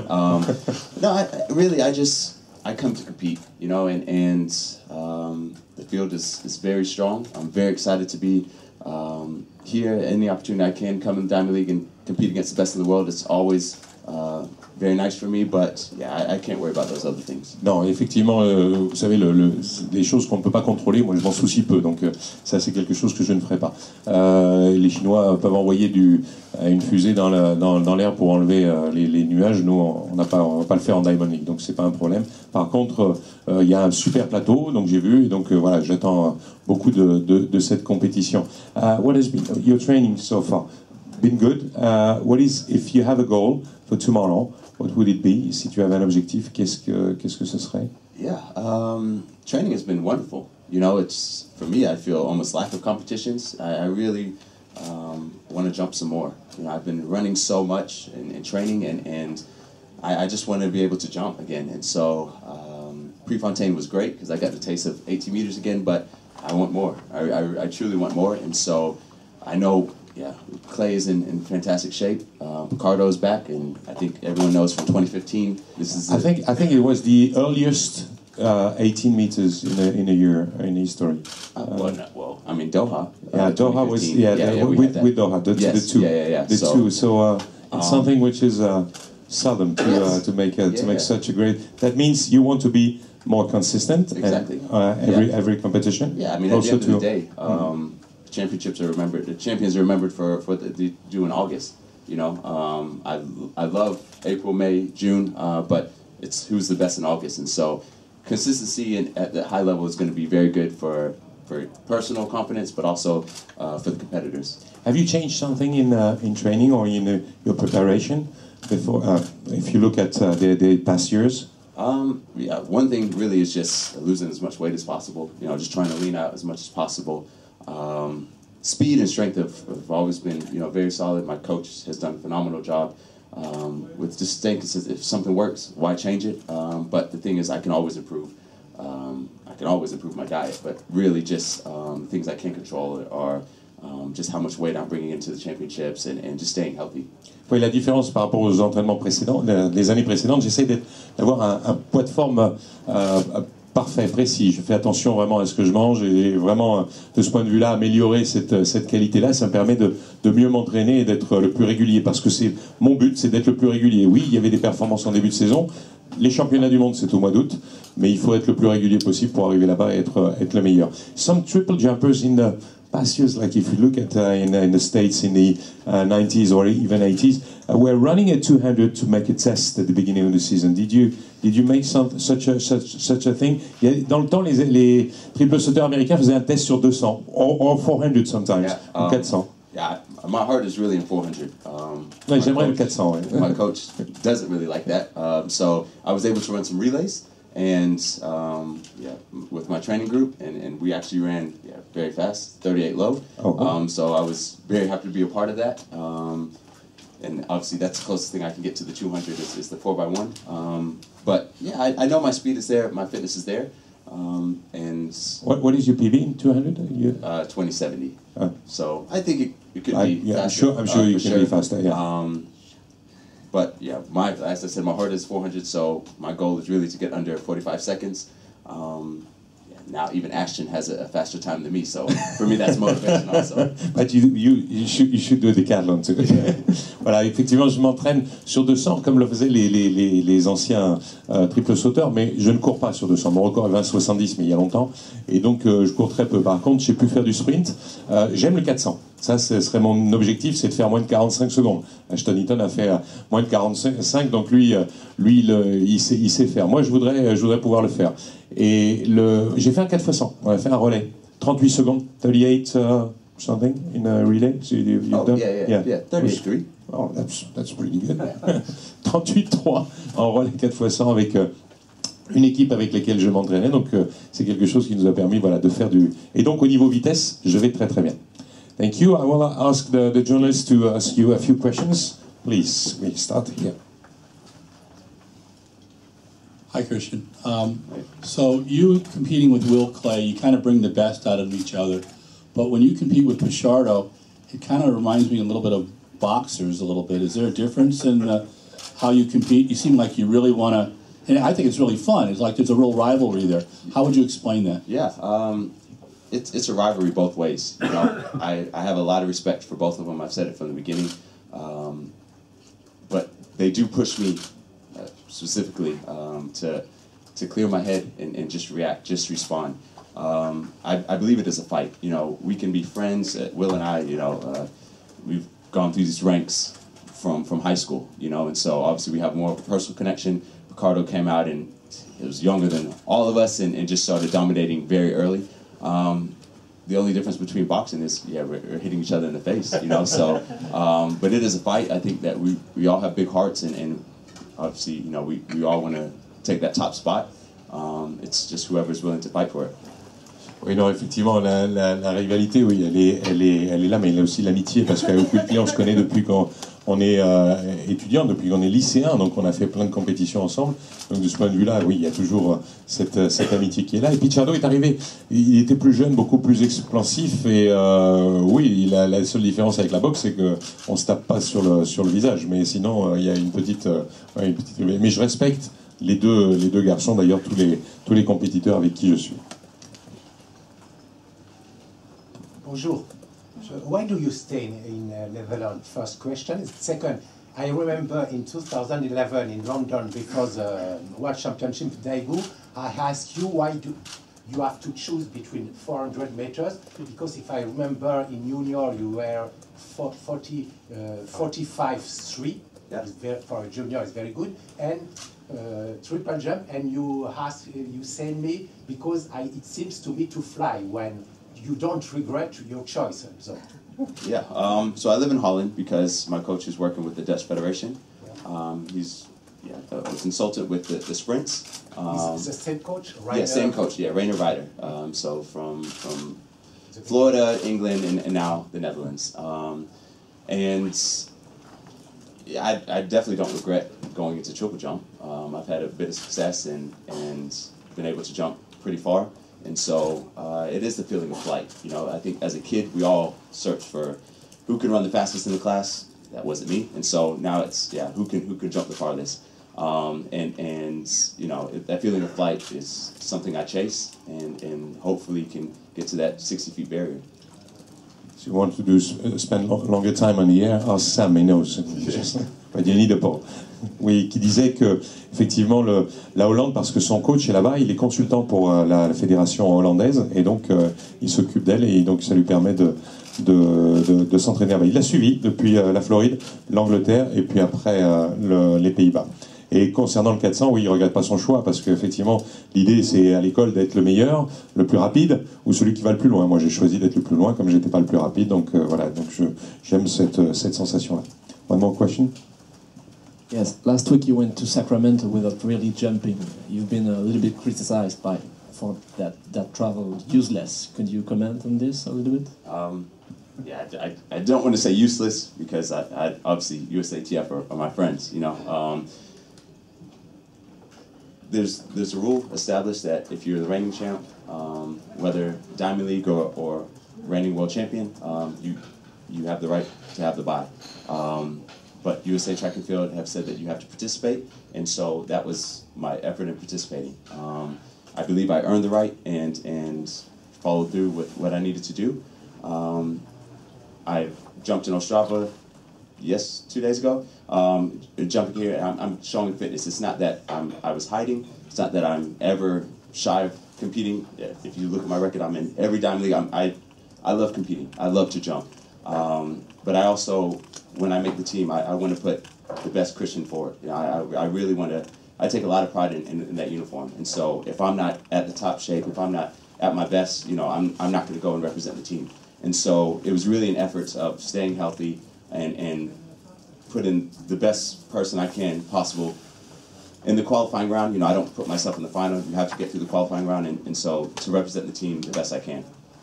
Oui, non, effectivement, si j'y suis allé, c'est parce qu'il y a cette règle, bien entendu. Vous savez que si vous êtes le premier en Diamond League ou le premier au championnat du monde, vous êtes qualifié directement, vous avez un pass, et donc il n'y a pas besoin d'aller au championnat. Mais j'avais envie d'être là-bas, parce que pour moi, ce maillot, il représente énormément. J'avais envie aussi de me plier. C'est la règle pour nous. Ils nous demandent d'être au championnat, aux sélections américaines.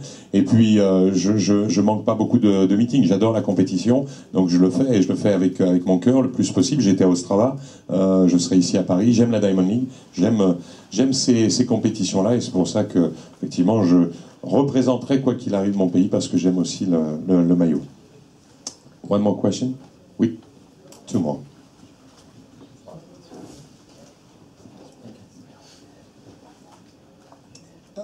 Victor Saniev very nearly won 4 Olympic titles.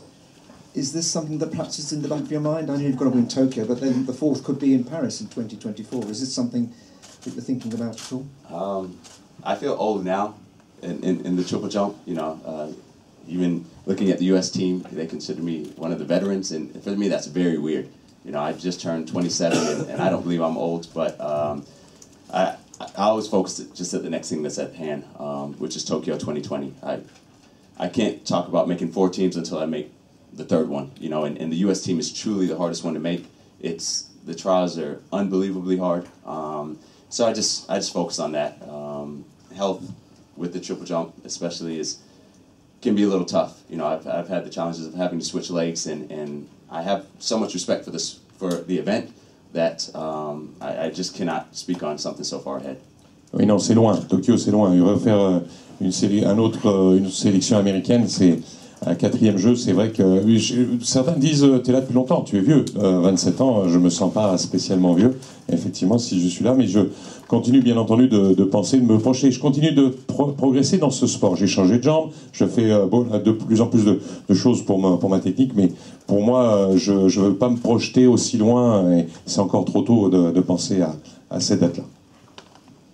So Christian, your company sponsored a 2-hour marathon, okay? You know, that was a big thing on TV. How far in your lifetime do you believe where will the triple jump be?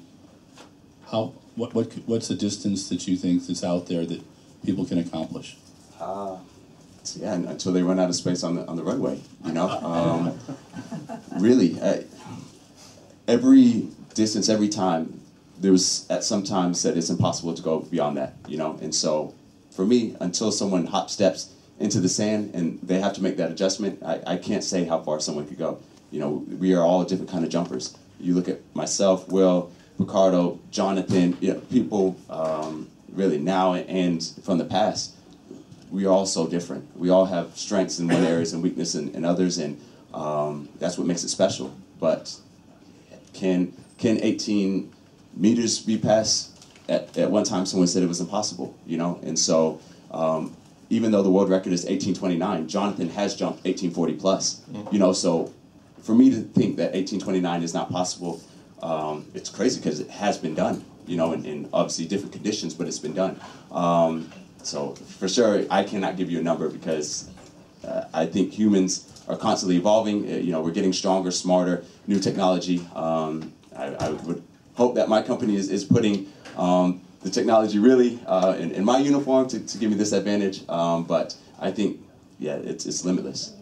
Non, il n'y a pas de limite, c'est difficile, et puis à dire, je n'ai pas de chiffres à donner, c'est quelque chose de compliqué. On aura notamment, vous savez, sur le deuxième appui, tant que la piste est assez longue, là, à l'heure actuelle, pour l'instant, personne n'arrive au sable sur le deuxième appui, mais un jour, peut-être, ça arrivera, donc on changera ça. Mais pour l'instant, moi, je pense que, voilà, il n'y a pas, on disait, à un moment donné, 18 mètres, c'est impossible. À une époque, quand on ne l'avait pas encore fait, et c'est vrai que si vous regardez maintenant, 18-29, le record du monde, mais 18-43, c'est quand même le saut le plus long de Jonathan Edwards. Il y avait du vent, c'était à Lille, et donc ça existe. Donc il y a possibilité d'aller encore plus loin. Non, sincèrement, je n'ai pas de chiffres à donner. Pour moi, il n'y a pas de limite actuellement. Oui. Some of triple jumper are injured. You are never injured since you are at the top. If I remember, what is your secret?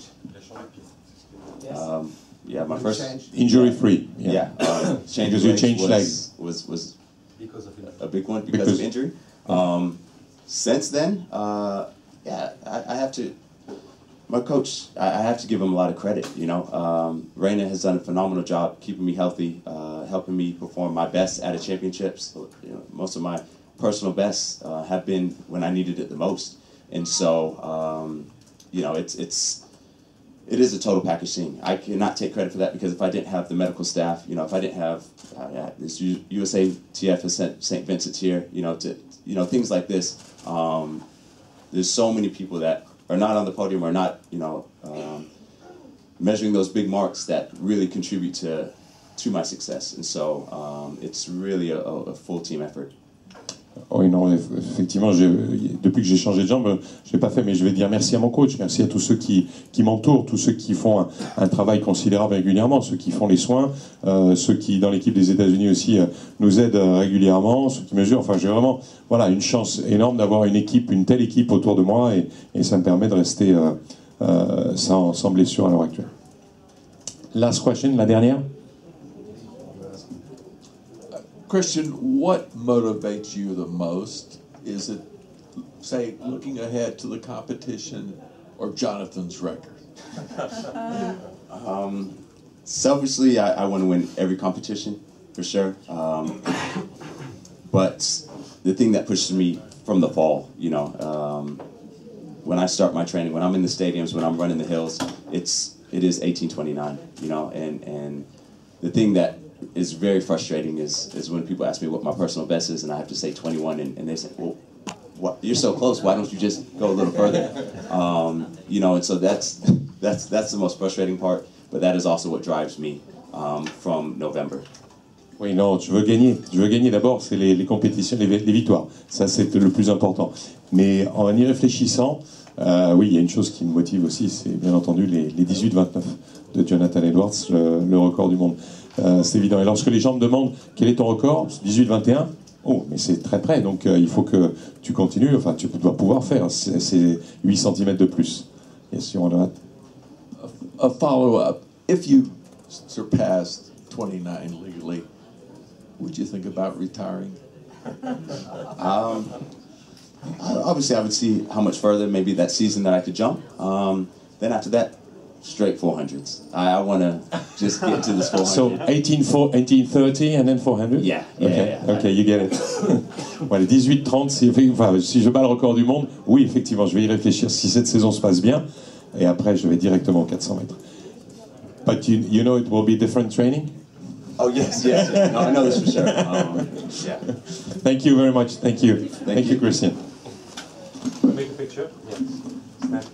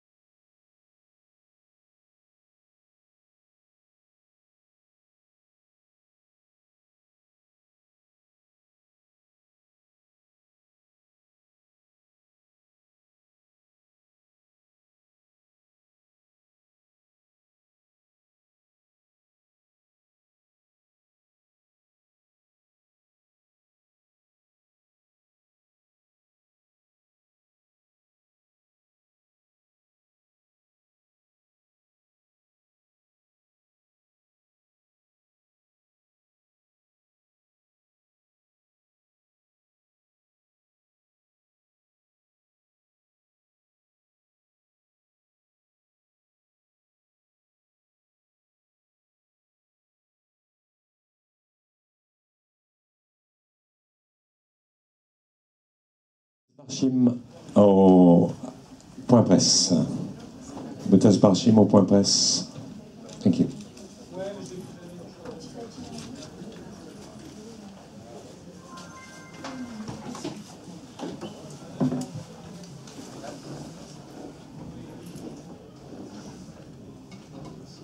Just 1 minute.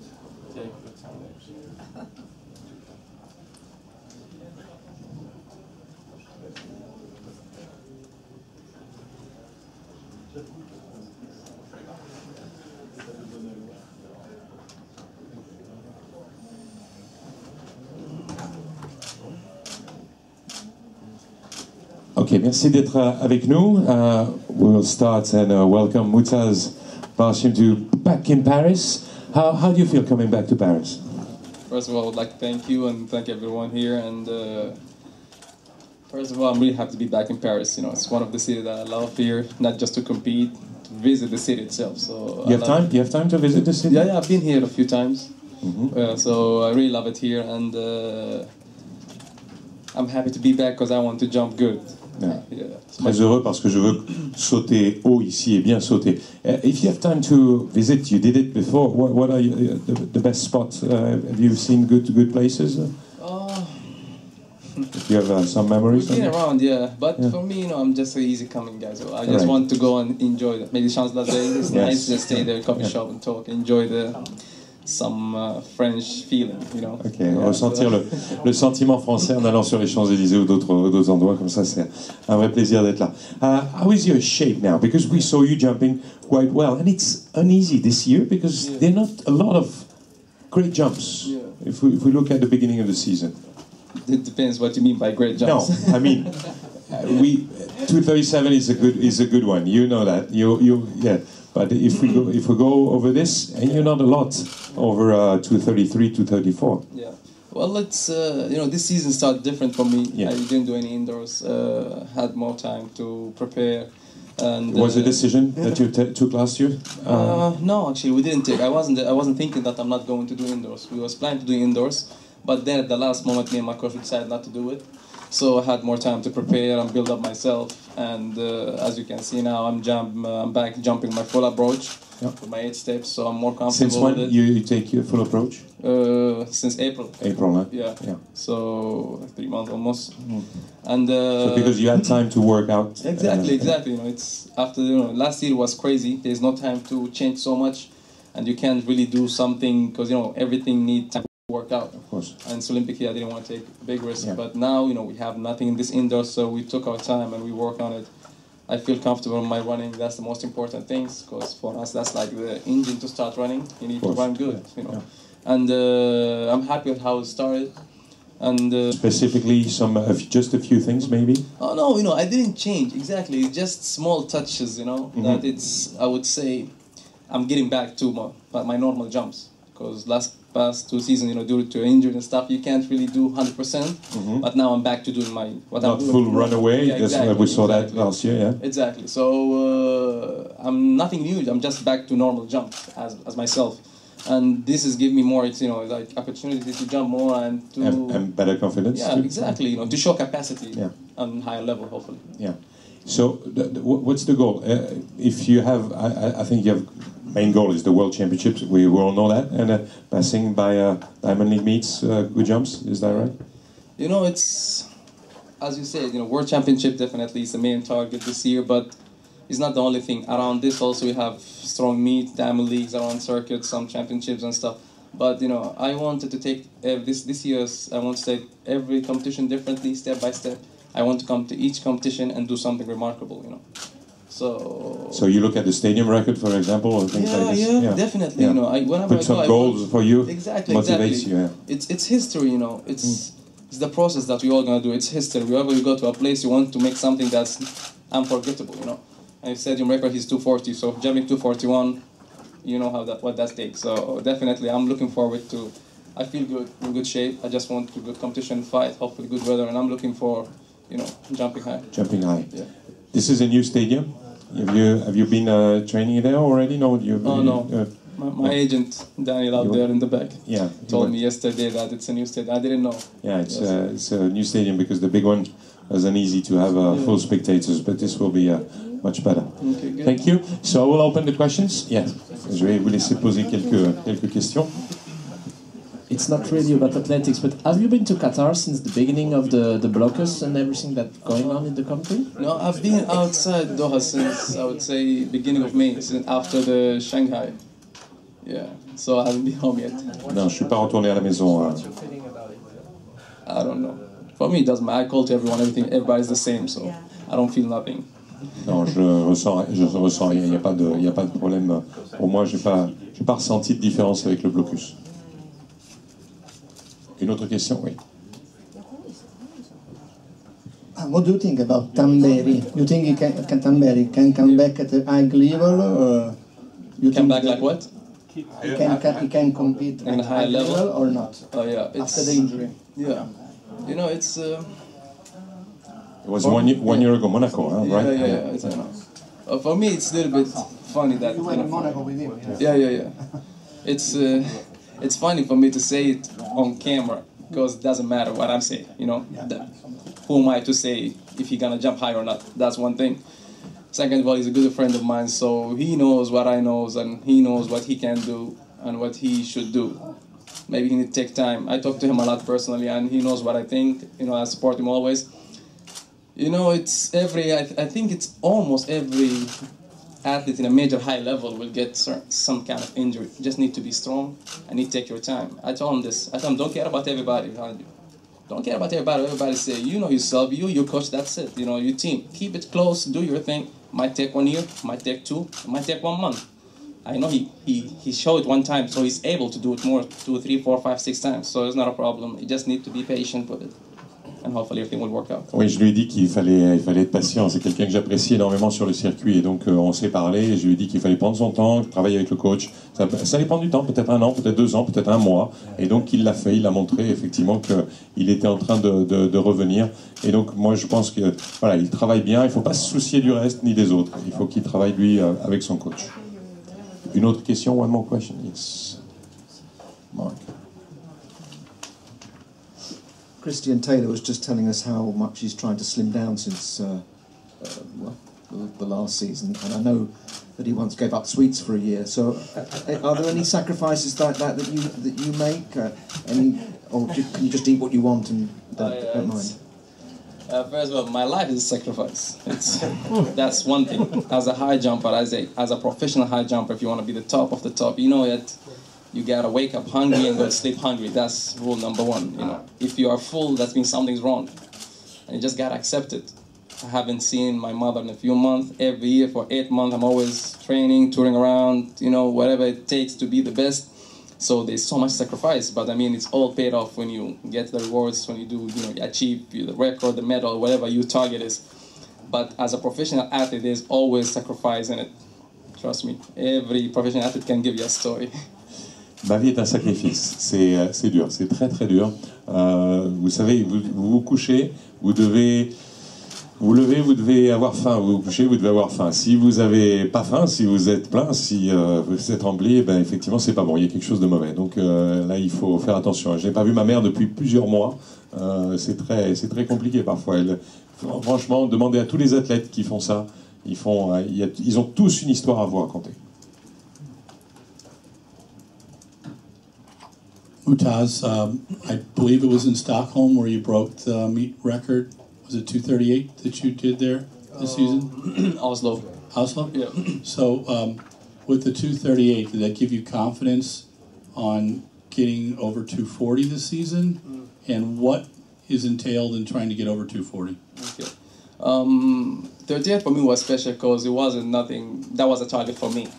If I jumped 38, I knew before competition I'm not going to jump higher because I set a target. It was more like funny. It was me and Steiner and Stomayer had this, like, if I'm going to take his record or not. And he's like, yeah, it's 20 years old now. I'm like, yeah, I'm going to take it. Like, no, okay, we'll see. So it was more like competition between us. So I'm really happy to get that record. And in terms of confidence, it has nothing to do with the 38 because, you know, I've been jumping over 240 for like 9 times now, if you talk individually, and I know what it takes to get there. I'm not in a hurry to get there because for me, it's not the target just to get 240. You know, when you jump a certain height a few times, even if I jump 240, like, okay, it's nice, but what? What's going to change for me? It's the same thing. I didn't do it because I'm looking forward to do what take me to 244, 45, 46, and further. So, and as I said, I'm still going to process. I'm really happy with the training. Everything's going well. Definitely, I want to make 240 and higher, but I guess I'm on the right way to jump that, but even higher. Oui, non, l'idée à Oslo, c'était de battre le record du stage. J'étais avec Stein Owen qui l'avait, ce record, et donc on en parlait. Il me disait, tu vas pas le battre, il a 20 ans. Moi, si, je vais le battre. Donc on a joué là-dessus. 2,38, effectivement. Bon, j'étais très heureux, mais 2,40, je sais ce qu'il faut faire pour faire 2,40. Je pense que je suis sur la bonne piste. Je l'ai fait 9 fois, donc je sais que je peux le refaire. Mais l'idée, c'est pas 2,40, parce que 2,40, ça me suffirait pas. Si je faisais 2,40, ça suffirait pas. Donc je veux faire au-dessus. 2,44, 2,45, 2,46. Voilà, ça c'est l'idée. Qu'est-ce qu'il faut que je fasse pour réussir ces performances-là? C'est un petit peu là-dessus que je travaille. Je pense que je suis sur le bon chemin. One more question? Yeah, Mark. I remember asking you at this meeting last year how many times you jumped 240, and you said you didn't count them. You're not interested in stats, but then you've just come up with the same total that I have. But, Yeah. Have you converted to stats in the last year? Then? No, I never a static guy. My coach telling me that. And that was in Oslo when they tell me, it was Alphonse, I think he was the MC, and he told me like, yeah, he was like, I wish you another 40. And I told him like, why 40? Why not 44? He said like, because if you jump 40 is the 10th. Then I went up and looked at it. Like, oh, okay. So I had to Google it. We're gradually converting to stats.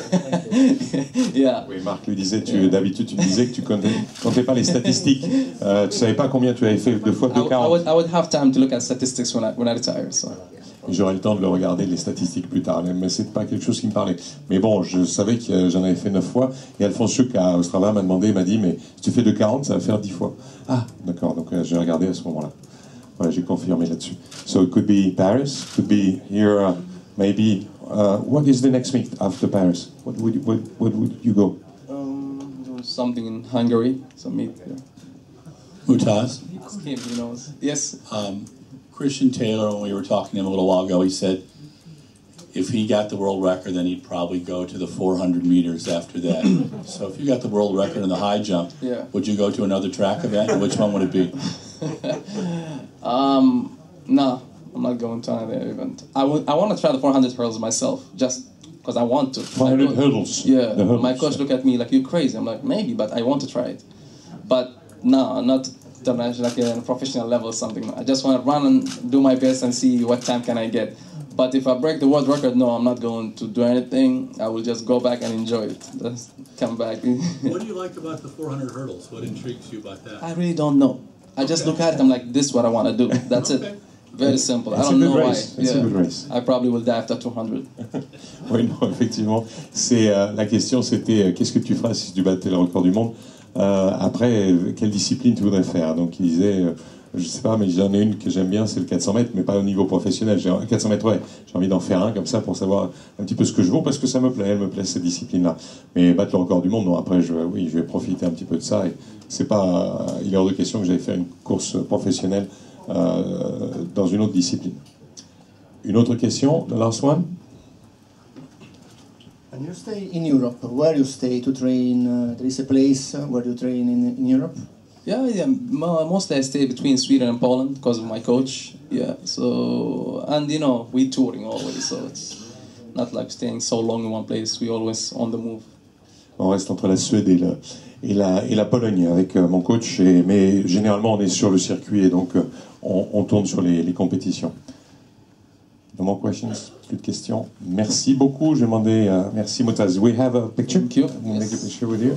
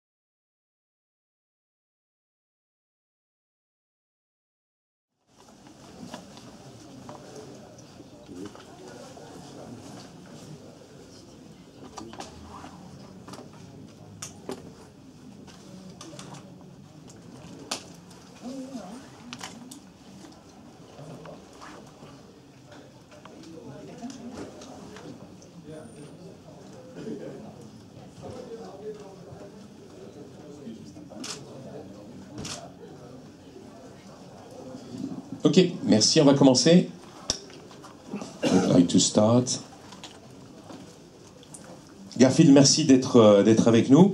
On va revenir un petit peu sur le début de saison. Tu rentres très bien. Bon, je crois que tu n'étais pas rentré aussi rapide précédemment, 13-20, sur une première compétition. Ensuite, tu peux nous parler un petit peu de l'enchaînement, de ce que tu as voulu faire un peu jusqu'à Ostrava, quoi. Tiens, prends. Alors le but était de rester dans ces zones-là, autour de 13-20, parce qu'effectivement c'était une très bonne rentrée. J'avais pas forcément prévu de rentrer aussi vite. On manquait de travail spécifique, de sprint, donc on a été assez surpris du chrono et le but était de rester dans ces zones-là. Surtout pas avoir de pépins physiques, continuer le travail un peu foncier, le gros boulot de début de saison. Tu n'avais pas fait beaucoup de spécifiques, tu dis, là, avant ces... Non, du tout. C'est vrai qu'on a essayé de changer cette année un peu la façon d'approcher la saison. On a vu que l'année dernière, j'étais très en forme, mais malheureusement, je me suis fait mal juste avant de commencer les compétitions. Donc on a décidé de retarder un petit peu les choses et de commencer un peu plus tranquille et d'accélérer progressivement au cours de la saison. Donc jusqu'à présent, c'est ce qui se passe. Donc, No, we started pretty well this season, 13-20, which was my first competition to enter. C'était quand exactement? C'était début juin, hein, ça c'était was beginning of June. And before in the other season when we started, we did more specific training at the time of the season, and it was not that good. Last year I got injured just before the first meet, and this year so we pushed back the specific training. We've been working hard last winter, so it looks that it's working pretty well until after this competition I did also Strava 1309. Et ensuite les enchaînements, il y a eu juste une course qui a été un peu manquée où tu l'as pas terminée, voilà, donc tu tapes un peu, hein, je pense. Ouais, c'est ça, à Rome, du coup j'ai pris un coup de pointe peut-être à la première ou deuxième haie, j'ai essayé d'y aller malgré tout, et puis je voyais que plus les haies arrivaient, plus c'était compliqué, et j'ai dû pousser peut-être 4e ou 5e haie avec les mains. Donc tout était compliqué ce week-end-là. J'ai loupé 2 fois l'avion, je suis parti de Saint-Raphaël en voiture jusqu'à Rome, je suis arrivé à 3h du matin, la course après se passe pas bien, donc c'était vraiment un week-end à oublier, mais j'ai su bien rebondir à Turku avec 13-22 avec des conditions pas faciles. Tout à fait, qui était très dur, ouais, avec le vent qui était, et puis le froid, surtout au Turku. Renaud et toi, vous avez dit que c'était vraiment 12 degrés, c'est dur. C'était compliqué. Ouais. No, I only had one bad race. If I look back this beginning of the season, it was Rome, but everything went bad this weekend. So I lost my place in the plane twice, and so I had to go from close to Nice by car to Rome. Arrived at 3 o'clock in the morning. And beginning of the race, I got someone touched me with his spike, so I felt it. And then the fourth or the fifth hurdle, I had to push the hurdle with the hands, so I couldn't finish. I couldn't make it pretty well. So it was a bad race. But a few days later, I went to Turku in Finland, and the conditions were cold. It was 12 degrees, and I did 13:22. I was pretty pleased with the way I ran over there. Et parle-nous de la course d'Ostrava, donc 13:09. Ça, c'était non seulement un record personnel, mais en plus de ça, avec la manière, parce que je pense que tu t'es senti bien dans cette course. Oui, c'est vrai que c'était une très belle course. On avait décidé de ne pas faire la Coupe d'Europe pour remettre un petit cycle. Comme je te disais, j'avais pas commencé la vitesse, donc de commencer la vitesse, de faire ma première séance de survitesse, de spécifique. Je devais enchaîner normalement avec une deuxième semaine. Il n'était pas prévu que j'aille à Ostrava pour vraiment bien préparer Paris. On a une belle proposition, donc du coup on est parti là-bas, et puis voilà, tout s'est bien passé. Je sentais que les jambes étaient déjà mieux que sur les précédents meetings où je faisais quand même de belles performances. Et voilà, la consigne était de ne pas forcément partir très vite, parce que du coup j'avais quand même fait un gros travail avec 2 séances par jour toute la semaine précédente, donc de ne pas prendre de risques en étant à peu près sur des 80% au départ, mais par contre d'avoir une belle progression et une belle accélération à partir de la 4e haie. Je suis content d'avoir respecté les consignes dans un premier temps, et on ne cherchait pas forcément le chrono, mais du coup on voit que ça donne quelque chose de bien. Donc, In Ostrava, I did 13:09, which I was pretty pleased with that performance, new PB.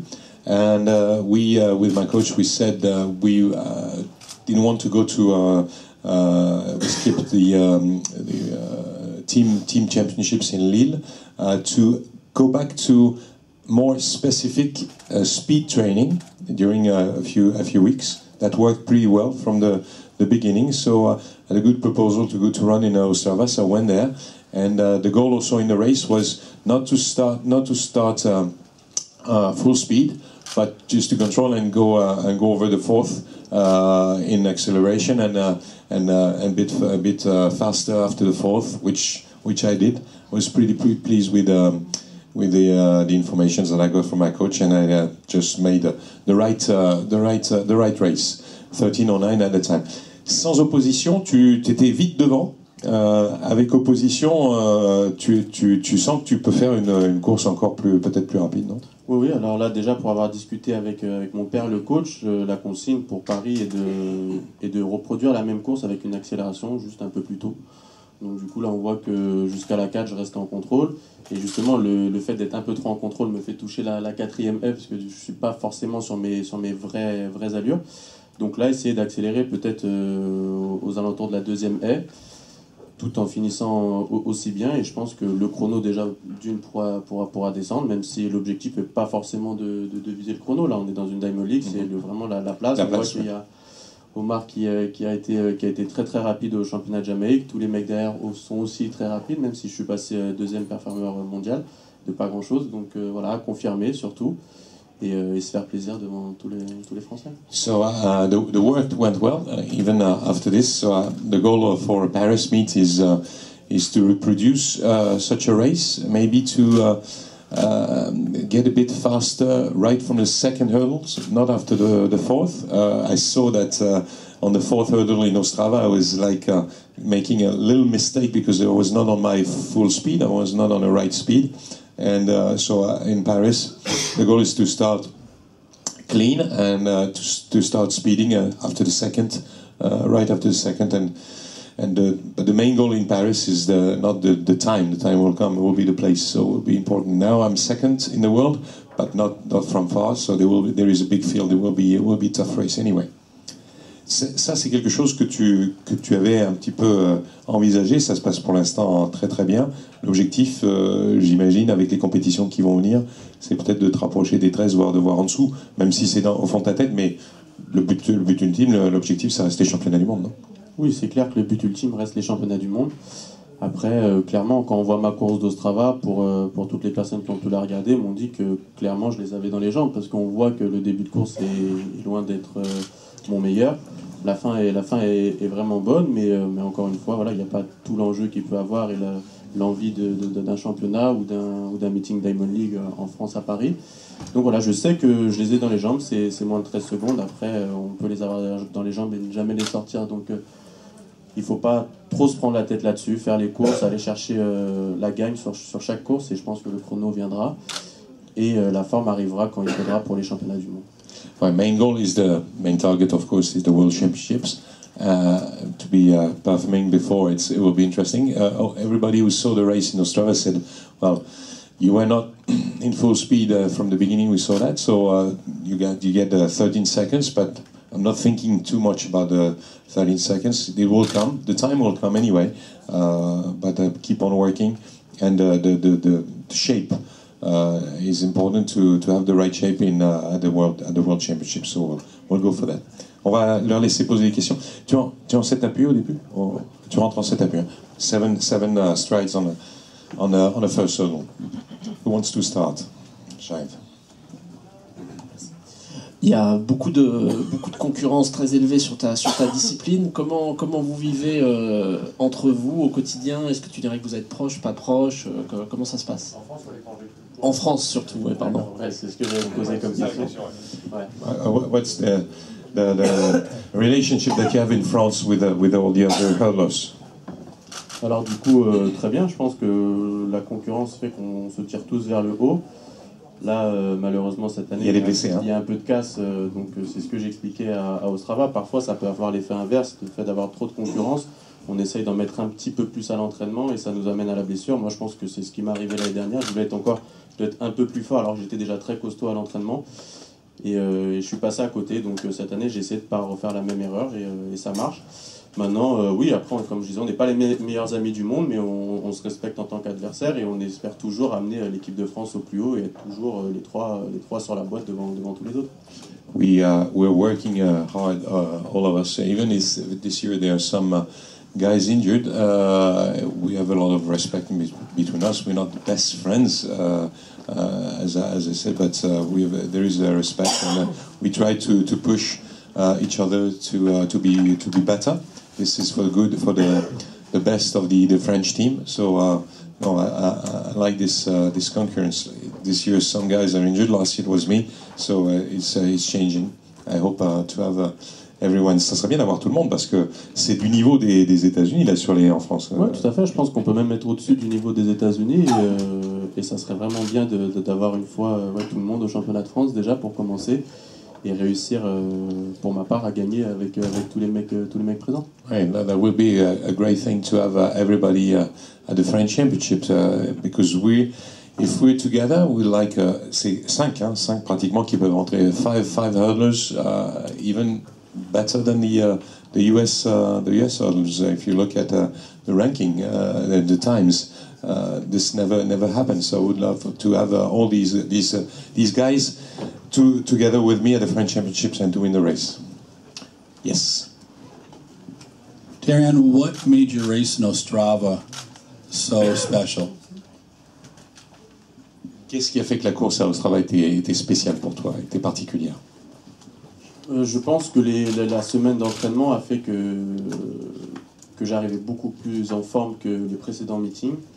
Et je savais que je les avais dans les jambes. Après, il n'y avait rien de particulier. Hein. Franchement, je pense que c'est vraiment le processus normal. On avait prévu que le schéma se fasse comme ça cette saison et on est content qu'on respecte ce schéma-là. There was nothing special except that we've been training pretty well this week, and the training session was very specific, so it was very interesting for me, and I came in the right shape for the race, but the race was not that special. It was the fact that it was in shape at the time was good. Aaron, do you feel that you have a good start? Are you happy with your start? Est-ce que tu es content de ton départ? Est-ce que tu es satisfait de ton départ? Non, mais c'était vraiment pas le but. Alors mon père m'a surtout dit de ne pas me concentrer là-dessus, de ne pas me prendre la tête avec le départ, surtout qu'il n'était pas là, donc de vraiment me concentrer sur la deuxième partie de course, où j'avais eu des petits soucis en début de saison. Donc voilà, je voulais juste partir avec les mecs, pas devant, pas forcément devant. Je sais que je suis capable de le faire, mais là, c'était pas le but. Donc voilà, on ne s'est pas concentré là-dessus et le temps viendra où on travaillera peut-être un peu plus au départ quand la fin de course sera toujours carrée. My father said, who is coaching me, said, no, don't focus too much on the start. Start will come later. We'll do that later. So it was not a problem not to have a great start in Ostrava, but I felt like I did a good race after that. But I was not worried after the start I had in Ostrava, and I know I can do better than that.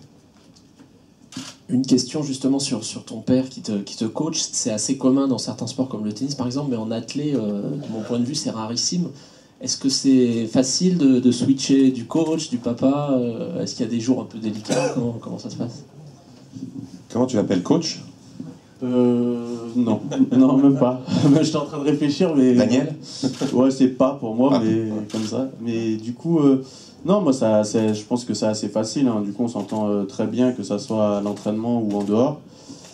Je suis moi aussi papa maintenant, donc on n'a plus la relation qu'on avait quand j'avais 14 ans ou 15 ans quand j'ai commencé l'athlétisme, mais on est toujours aussi proches. Et je pense que maintenant, c'est vraiment plus un travail en commun. On travaille vraiment à deux. J'ai quand même une grande expérience maintenant de la discipline. Et, il t'écoute? Il a un peu du mal. Hein. Oui, je sais. Ouais, il a un peu du mal à reconnaître le personnage. Il a un peu du mal, mais c'est vrai que j'ai su lui faire prendre conscience de moi, de mon évolution, que je commençais à vraiment bien me connaître, à savoir ce que je pouvais des fois ne pas faire. Et voilà, c'est vraiment un travail en duo et en tout cas pour moi ça se passe plutôt bien. The relationship with my father, who is coaching me, is a good one. It's sometimes not easy, but we make a good duo. And I listened to him, and he was asking, "Do you call him coach or dad?" He says dad, paps. Dad. That's the way I call him. And I'm a father myself, so he understands maybe better. And now I can even tell him a few things. He has his own character, but he's not easy sometimes. But he understands and he listens to me. So we have a good relationship. We make a good team. Tu as souvent été freiné pendant ta carrière par des pépins physiques. Est-ce que là, c'est la plus longue période sans blessure? Et est-ce que c'est ce qui explique en grande partie que le chrono soit descendu d'un coup? And you had a great time without injury. This is something new. Maybe that explains the performances this year. Alors oui, ça a été 4 années difficiles. L'Olympiade qui est passée là, ça n'a pas été toujours simple pour moi. Il y a eu des hauts, il y a eu beaucoup de bas aussi. Maintenant, j'ai eu la chance, comme je dis souvent, de ne pas avoir de gros pépins physiques. En fait, c'était souvent des trucs mal placés. J'ai eu 2 fois 2 virus, que ce soit la mononucléose ou le chikungunya. J'ai eu l'année dernière une petite déchirure de rien du tout, mais qui arrivait vraiment au mauvais moment, parce que c'était juste avant les championnats de France. Voilà, des petits bobos donc, qui m'ont permis de toujours bien m'entraîner, de pouvoir rebondir assez vite après mes blessures. Maintenant, ça m'a apporté aussi beaucoup d'expérience et le but ultime est de faire que ces 4 années se passent beaucoup mieux et de faire 4 années pleines. Là, je commence bien la première déjà avec un gros chrono, mais c'est loin d'être fini. On va aller jusqu'au championnat du monde, essayer de faire encore descendre le chrono et d'enchaîner sur 4 belles années. The last 4 years were pretty tough, pretty difficult for me. I got injuries, sickness. I got a virus. I got two viruses. One is chikungunya, from the mosquito. I got it one, and I got another virus which was difficult to get over. So I look forward to have 4 clean years. It starts pretty well this year, and we can work much better. And also, I think 1309. This is not the end for me. It's just the beginning. Voilà, une dernière question.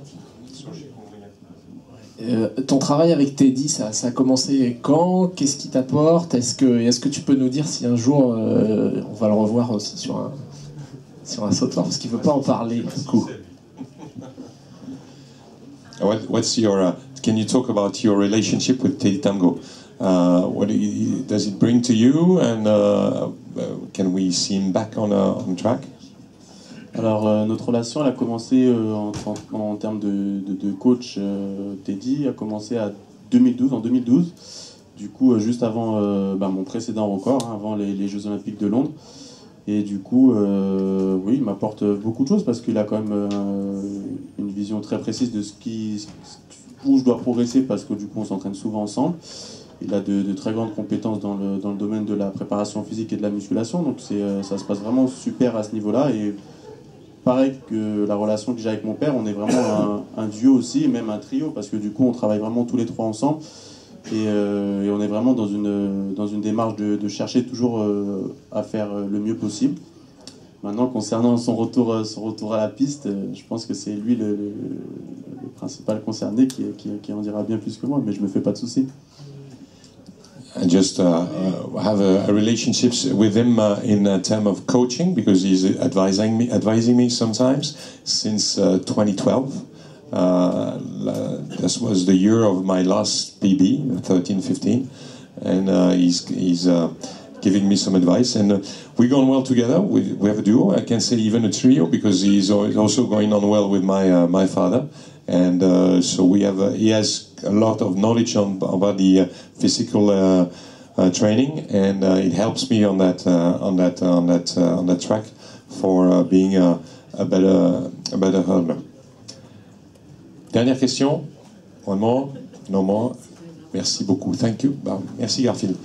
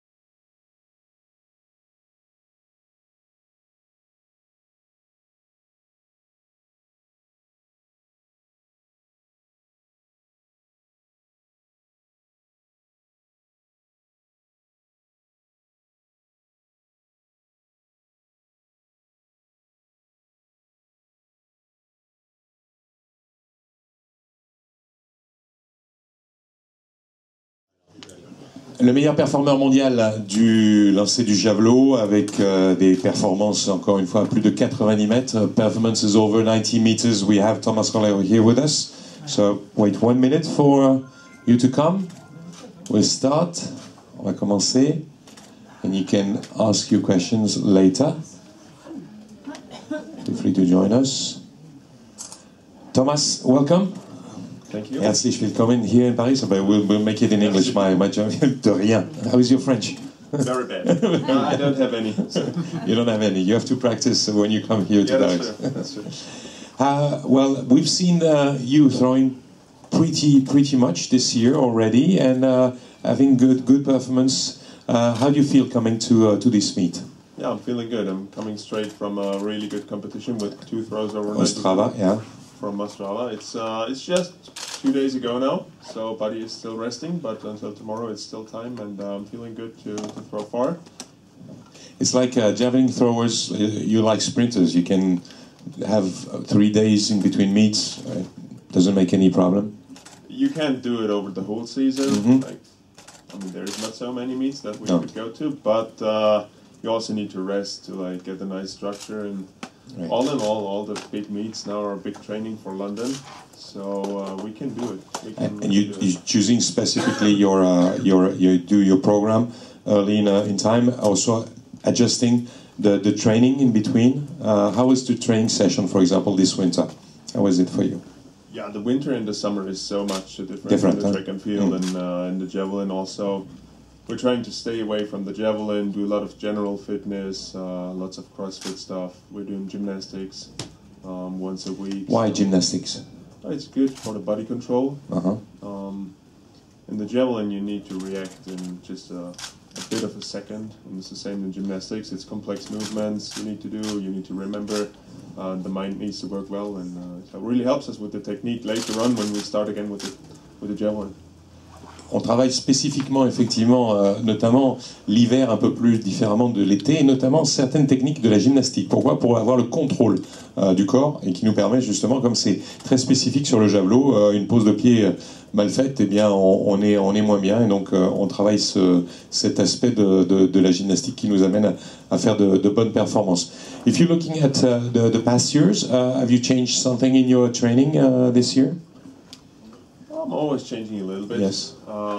Why? Not to make a routine? Yeah, not to make a routine, to get the body always into a new challenge. So we're working a lot with challenges. Every challenge I made is not good for training plan anymore, so there must be a new challenge. And we followed the structure. We followed the structure of a lot of competing. So this is something special for me, like lots of competitions on a high level, then rest, and then come to the highlight, and that always worked well. So this is something I think we're not going to change in the future. Non, c'est quelque chose qu'on va continuer à faire, effectivement. Mais on change régulièrement, on change les objectifs, on change parfois la façon de s'entraîner, parce que ça nous donne aussi, nous, une motivation supérieure, ne pas tomber dans la routine. Donc c'est quelque chose qui est assez important, et spécifiquement, on arrive à le faire particulièrement bien.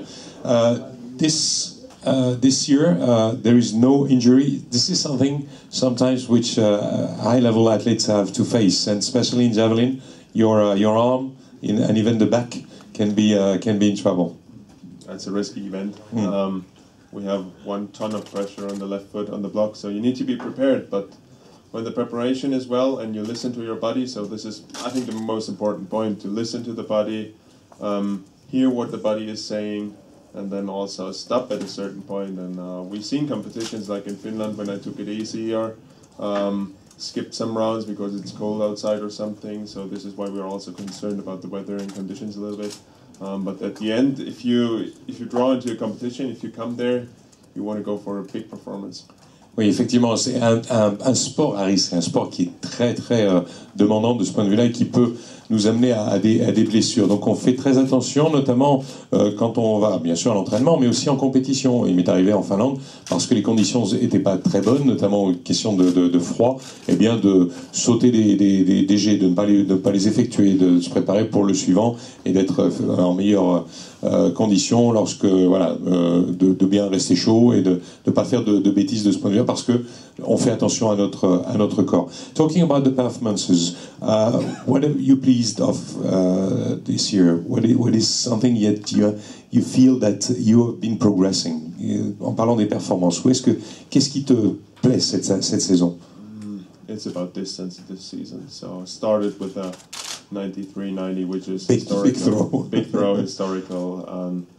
From that point on, also it was kind of the start of a new challenge because everybody is now measuring on the higher level, and I'm also measuring myself on the higher level.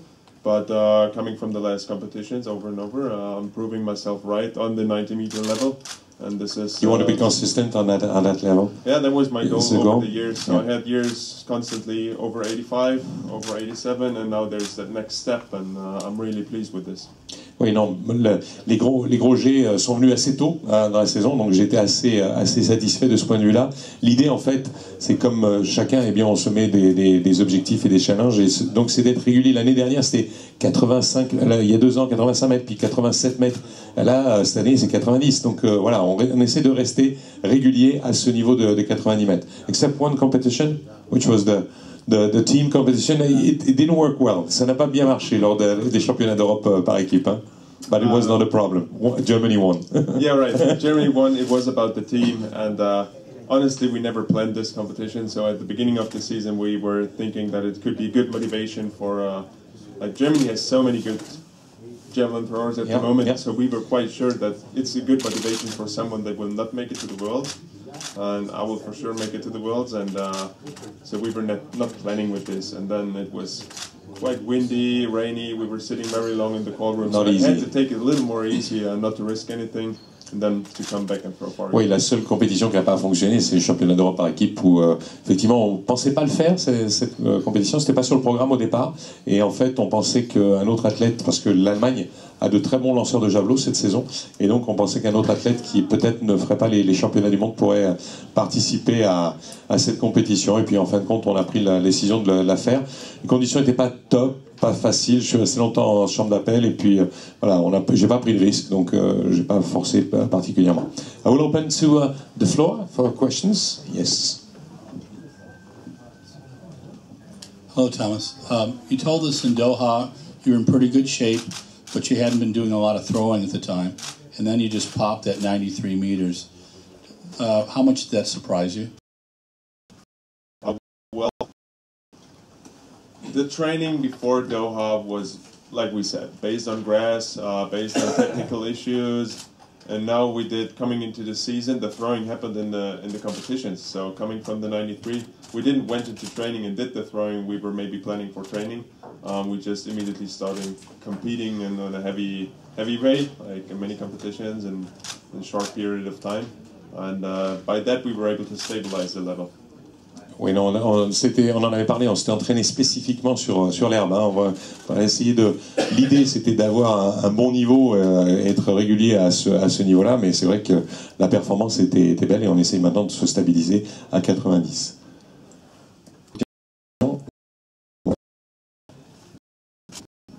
Tell us about the 90-meter throw in Ostrava. How'd you feel to that? Honestly, those were my. It's hard to say easy, because easy implements like it's easy to accomplish. It's not easy to accomplish, but for me, those throws were without high effort, like no pain afterwards or something. So it was really by precision, by clean technique, and it wasn't really the best conditions there. So we had wind coming all over in the stadium, but the track was good. It was nice and warm. So I'm feeling myself really, after this competition, I feel myself comfortable on the level. Oui, non, le niveau à Ostrava a été peut-être pas fort, mais moi je me suis senti très très bien, tout était bien. Tout était facile, précis, la technique était là. C'est difficile de dire un jet était facile, c'est très dur de dire ce genre de choses. Mais les conditions étaient bonnes, pas toujours bonnes, le vent était un peu délicat, mais la piste était bonne, donc je me suis senti bien et j'ai fait de bons jets. And it was quite good because you had not only one throw, but several throws quite long. So that was maybe the main good point also on this competition. Yeah, sometimes after 90 meter. So I had one of those competitions last year in Turku when I had the first 90 meter throw of my career, and I decided to go for another one because it was fun. And you pushed. I really pushed it hard, and it was maybe a little too much for the body. And now we prepared on this level, and I felt myself good. And so it was two throws after each other. So it was second round and third round.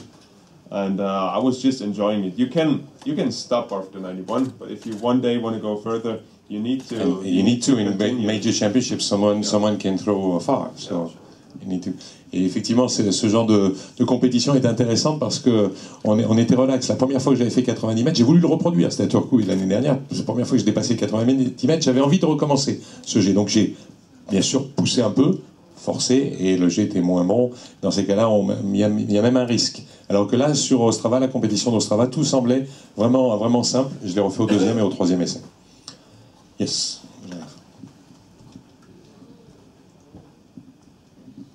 Thank you. I was interested to hear you comment on the rain in the European Team Champs, because don't you have a reputation of throwing really well in the wet, or is that wrong? That's true. Wet and warm. Okay.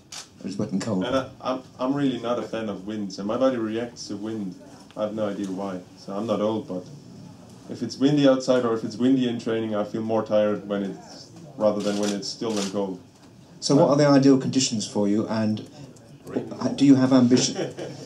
Do you have ambitions now to bring the world record back to Germany? Well, ambitions, I think every top athlete should have the ambition to, but I will never chase it. So I'm not going to chase this record. I'm going to prepare and compete myself until I'm there. Non, bien sûr, c'est difficile de dire quand on ne veut pas avoir ce record, mais je vais essayer de faire le maximum jusqu'à ce que j'y arrive, bien sûr, mais dans beaucoup de disciplines, c'est le cas. Some questions that last week in Villeneuve d'Ascq. I presume that in Ostrava you met Jan Zelezny and have many discussions with him. What do you remember from this discussion, and if there was something which could help you for the future? I think the motivation is the thing that really helps. So talking to him, and he says a good word that really motivates, because he has been the best in the sport and he is still on the list. He is the best. And, people consider his technique being best. This is something you need to look careful at, because copying techniques is the most dangerous thing you can do in individual sports.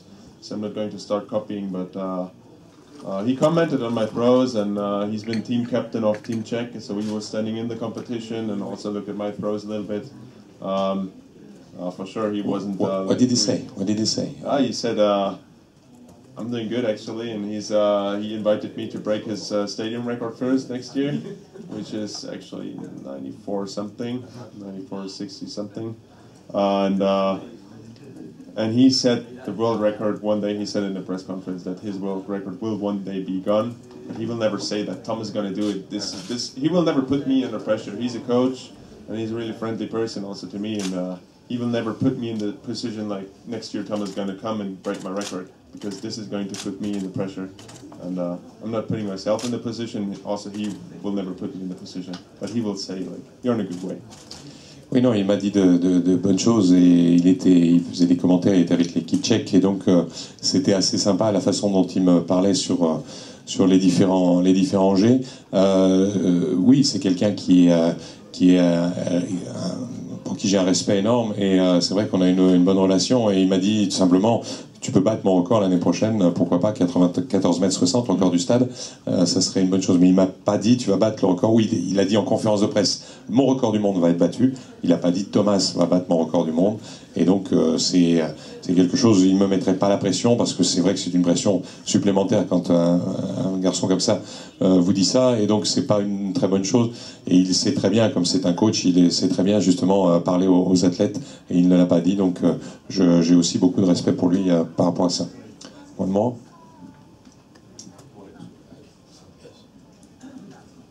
Thomas, have you met Jan Zelezny? Have you met like Miklos Nemeth or Torkelson? Yeah, I met Torkelson, talking a lot. Did he provide you any advice? I was more his coach providing advice, to be honest. I had interesting discussions with him about technique, and all the stuff I tell you about targeting is just a copy. So he told me that I should maybe start looking for points in the stadium. So this is something that really comes from Andreas and his coach. I met some of the good pros. We had Tom Petranov in Jena just a few weeks ago. And the last 105. No, that's true. At the moment, Uwe Hohn is training at our place, so I'm surrounded by some of them throwing really far. And but as I said, the copying is the biggest mistake. So I more listen to the mental things they maybe tell.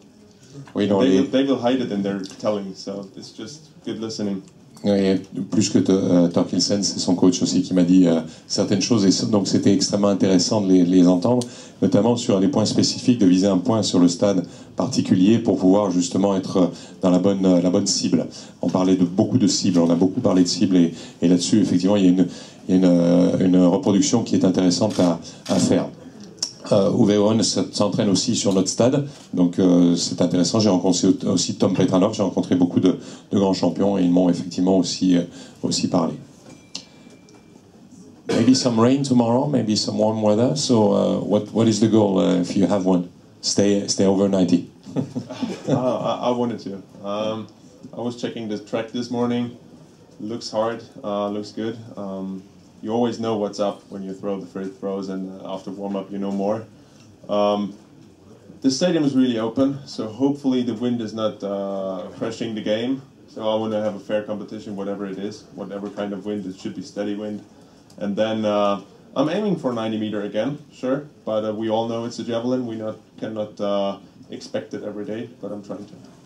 Oui, non, effectivement, je suis allé au stade, je me suis entraîné là-bas, la piste est dure, c'est très bien, ça me convient, c'est parfait, le stade est assez ouvert, donc le vent peut rentrer, j'espère qu'il ne va pas fausser un peu la compétition, c'est un peu la difficulté qu'on peut avoir, puis c'est du javelot, c'est spécial, même si, bien entendu, mon but, ce sera de faire plus de 90 mètres, c'est une évidence, c'est ce que j'ai envie de faire, donc, mais on va voir tout ça. Merci, plus de questions, no more questions, vielen Dank, merci beaucoup, one more picture.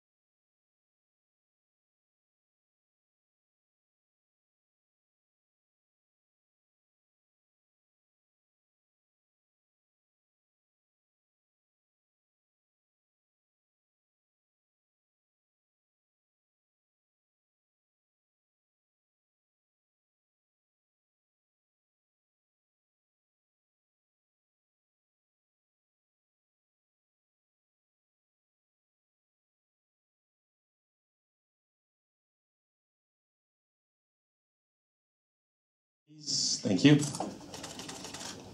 Merci de nous rejoindre. Face Kipyegon qui est dans la salle.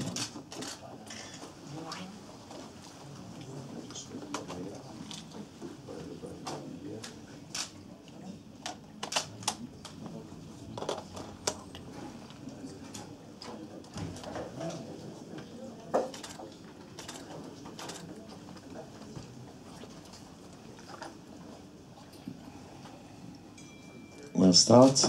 On commence. Faith, welcome to Paris. How do you feel coming to this competition? Comment tu te sens avant cette compétition? Thank you so much. I'm happy to be here again this year. Last year I was here, and I'm so happy. I like Paris. That's why I'm here. That's why you're here. You like this was the first time last year that you came to Paris? No, it was not my first time. No. Yeah. You came before. Yeah. But you know this will be a new stadium. No, you don't know. Yeah. It's not in the same stadium as last year. We have a new stadium. It's around 20,000 seats, so it's a bit smaller, but great track. We had some world record over there, so it's interesting. What is your state of shape coming to that meeting? I would like to say that this is my third race. I will do it's my third race. I did first in Shanghai. I went to Eugene, and this is my third race before London World Championship. So. You won't run after the Paris meet? I did try. When? You will run after the Paris meeting. You will run other race before London. No, I think this will be the last one. Yes. So after Shanghai, Eugene, Paris, and that's it. Yeah, I did trials in Kenya last week, Saturday, and I came here. Yeah, and you came here. Yeah. How long have you been training since Eugene? 4 weeks, full time? Yeah, I think 4 weeks. 4 weeks, huh? Yeah. How was training? Training has been going on well. I'm prepared for this race, and I know we are many athletes, and they want to run fast before World Championship, and best wins. What did you ask for a pace?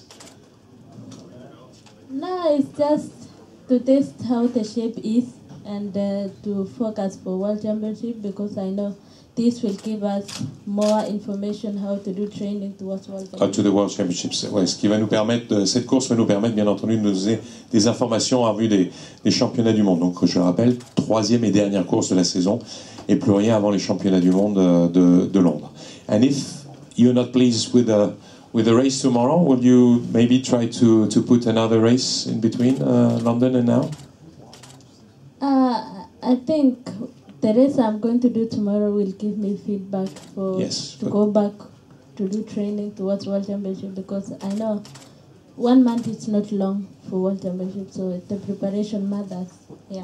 Non, un mois c'est très court hein, pour la préparation au championnat du monde. Donc je sais que ça va me donner des informations intéressantes cette course, et donc pour pouvoir préparer justement les championnats du monde. Et c'est bien entendu l'objectif principal de la saison. What is your goal? Talking about the last, if you look at Eugene, what do you want to improve from Eugene race?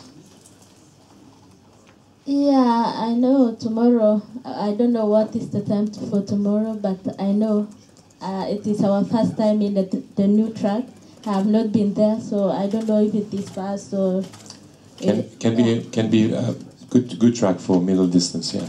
Yeah, so I hope to run fast and the best athlete win, because we matter about the training we did, and we will see tomorrow. Non, bien entendu, on va faire le maximum, et j'espère que la meilleure athlète va gagner demain. Je ne connais pas encore ce stade, c'est bien entendu un point d'interrogation pour moi. So we'll open the question to you. If you want to ask a question, feel free to do it. Who wants to start? Thank you. Hi, Faith. Would you tell us about your race in Shanghai, how that felt, and then how you felt, compare that to what happened at Prefontaine?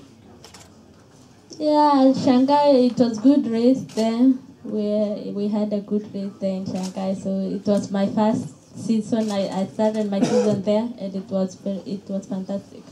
Oui, Shanghai était une course superbe. C'était mon meilleur chrono de rentrée hein, de mon histoire, et c'était de ce point de vue-là fantastique. One more question. And come back. What changed in your life since last year? What changed in your life since last year? Yeah, what I can say is last year it was another year, and it was a great year for me. I won Rio, and I hope this year will be more and more, because I know we are strong, and there's many athletes, upcoming athletes, and I know 1500 is tactical race, anybody can win, and I hope this year we are going to run very good. Oui, non, il y a beaucoup d'athlètes qui arrivent et qui vont être très très forts. Les choses ont un peu changé. C'est vrai pour moi depuis l'année dernière, mais il y a beaucoup d'athlètes qui sont en train d'arriver et qui vont être, j'espère qu'on va faire de bons chronos. Mark was asking, what changed in your life? What changed? You have a new life, or you think you're the same? There is no, didn't make any difference with last year. No, I'm still the same. Still the same. The title didn't change anything. No. No. Okay. Yes, and I come to you.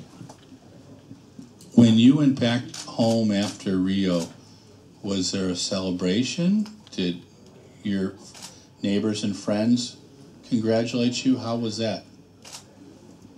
Yeah, when I went back to Kenya after Rio, I had a big celebration from my country. My neighbors was getting electricity, so I was happy about it. Oh, that's a good point. That's a really good point. Alors, quand je suis revenu à Rio après les Jeux Olympiques l'année dernière, il y a eu une vraie célébration justement de mon titre, et puis surtout mes voisins ont obtenu l'électricité dans le quartier. Donc ça, j'en étais très très heureux. Thank you. Faith, if we look at your rivals, Genzebe Dibaba, Laura Muir, Stefan Hassan, they all run indoor seasons. You don't think you've ever run indoors. In fact, you go the other way and do the cross-country, the World Cross-Country Championships, which is quite unusual for a 1,500 metre runner. Why is that? Why do you have a different approach in the winter? Yeah, I like doing cross-country because it's my first preparation towards the season to track. And cross-country is a build-up endurance. It's just helping me a lot, so that's why I'm doing some cross-country at winter time. And were you pleased to be sixth in Kampala because you were the last of the Kenyans, sixth out of six? Or was that disappointing? Yeah, I was hoping to run cross-country very good, but that time I was feeling not so well, and it just helped me a lot. Yeah. It seems that you have a lot of fun running, no? Is that right? Something you like? Yeah, that's true. I can tell. One more question? Yes. So I'm showing you live right now, Faith, and I just got a note from a young person in Kenya. They said, "We are also very proud of you. All the best." So how does it feel to have a country so behind you when you race? Do you enjoy that? Does it make you nervous, or is it just part of what you do? I just say thank you because I have many people following me in Kenya, and I'm just very happy because they support me. They wish me all the best every day, and I'm so happy about it. Tell us how does it work? You use social networks? You use Twitter, Instagram? What do? You do pictures? You send? No. How do you make people following you? It's interesting. This is the new networks working. Some are my friends in Facebook. Yeah, Facebook too. Use and WhatsApp group. And WhatsApp group. Yeah. Okay, interesting. One more question. Yes. So, Faith, with London coming up, what do you prefer? Do you like a fast race, or do you like a race where you just finish really fast? For your big races, you've run very fast races, and you've run races where you have a very fast last 400 meters. What's your favorite kind of race? For the major championships, for example, tactical or fast from the beginning? Yeah, 1500 is a just strange race. They can run slow, they can run fast, but I think the best race is to run fast because you can't push each other, and you can run very good and comfortable. Yes, and there is less risk. Yeah. Yeah. Okay. One more. Last question. No more question. Merci beaucoup. Thank you very much. Thank you, Faith, and good luck for tomorrow. Thank you. We make a picture. Stand.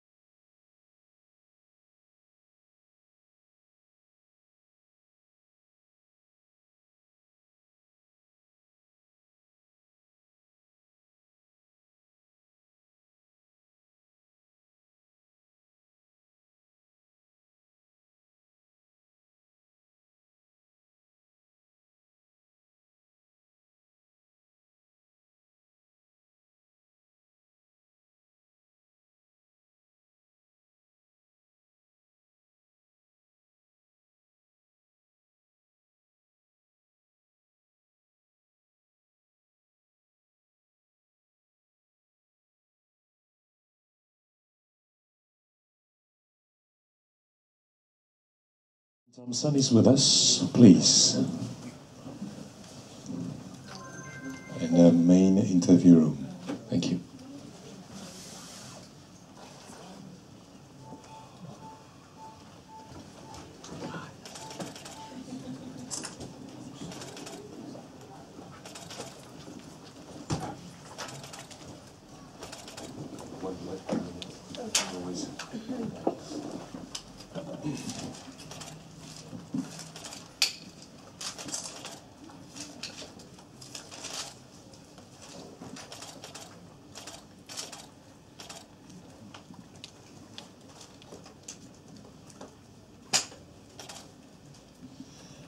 Okay, we can start. It's like in a church, there's no one speaking. That's good.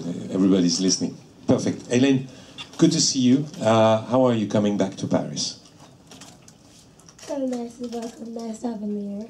It's nice to be in Paris, even though some rain has greeted me. So it's good to be here. Do you have time to visit the city, for example? Or is that difficult? Well, I just arrived. I don't know if I have much time after the competition tomorrow because after I leave here, I have to go to the track. So I don't think I have much time to do any sightseeing. Will be difficult. This will be something maybe you will plan after your career. So definitely. it's the same in every city. Sometimes you come very short. You have to train and then go to the track for a meet and then go back the day after. That's never easy. Majority of the meets I just run to leave and then go back home, so I don't have much time to view or to do anything.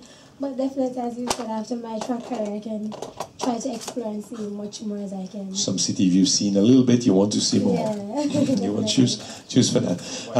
Tell me how what's the best for you? You like to stay in Europe, for example, for different meets, or you like to come back home in between meets? Well, if I should choose to stay in Italy, I definitely stay in Italy because the long flight is difficult for us to go back to Jamaica and come back. Of course. And it's pretty close here in Italy to move around to all the meetings. Like having a camp, a base camp, yes. and then from that to go to a different meet. I know it's my work, and I chose this job, so I have to just do what's best. And next couple of months or 2 months time or weeks, I'll be back in Jamaica. So I live there, I grow there, so I know what it's like to be away from home. So this is my job. After I get the job done, then I'll definitely be back home safe and sound. Yeah, for sure. Are you pleased with the beginning of the season? Yes, I am pleased. I started out my season with a 10.79, even though it was belated. And last year, looking back at last year, I know I have much more in me to deliver on the track. So each time I just go out there, I just take it step by step and race by race. And each time I race is a preparation for the World Championship. So I don't have any set go time in my head. I just go out there just to run a race plan and just to take it from there.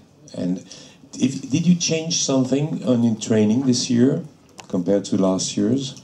Well, my training has never been changed. Just the workload has getting more.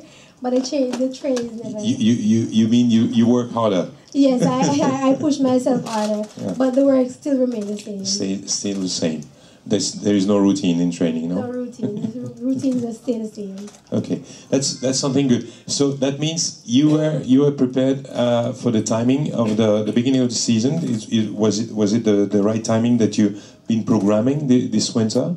Was it on the right well, it can maybe be different from one week to another, but did you choose to start where you started this year?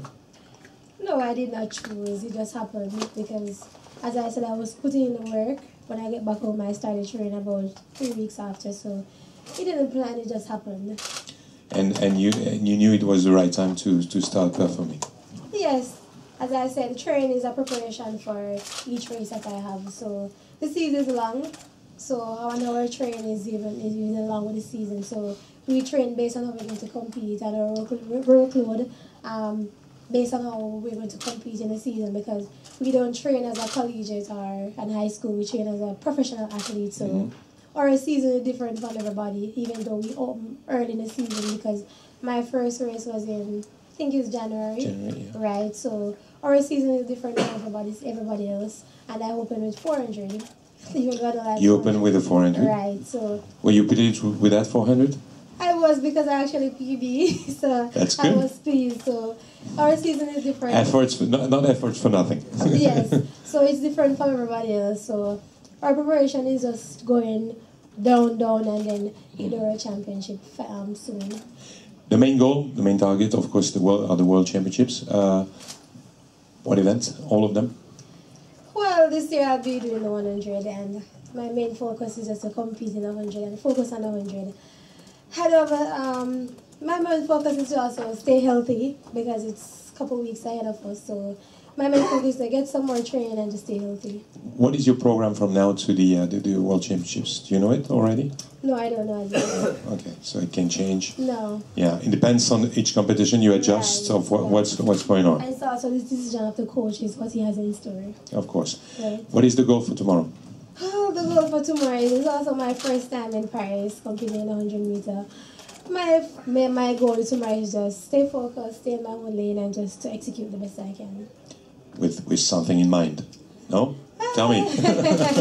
Well, I hope tomorrow I can wake up and see some beautiful sunshine and no rain. But it doesn't matter the weather, I just go out there just to compete and have fun. Yeah, and win.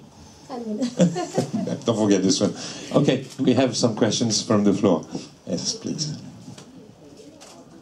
Good afternoon, Elaine. Afternoon. Glad to see you in Paris. Thank you. Okay, my name is Raymond Graham from Jamaica Gleaner. Oh, Elaine, you're coming off fantastic form. Last week in Jamaica, you did 10.71. The meet record is 10.74 held by your teammate. Are you going to try to go for that record? I know that question will come about, but it's up to my coach what he has in store, if he wants me to go to the record or not. And this year is my second World Championship. 2015, I actually ran the 200.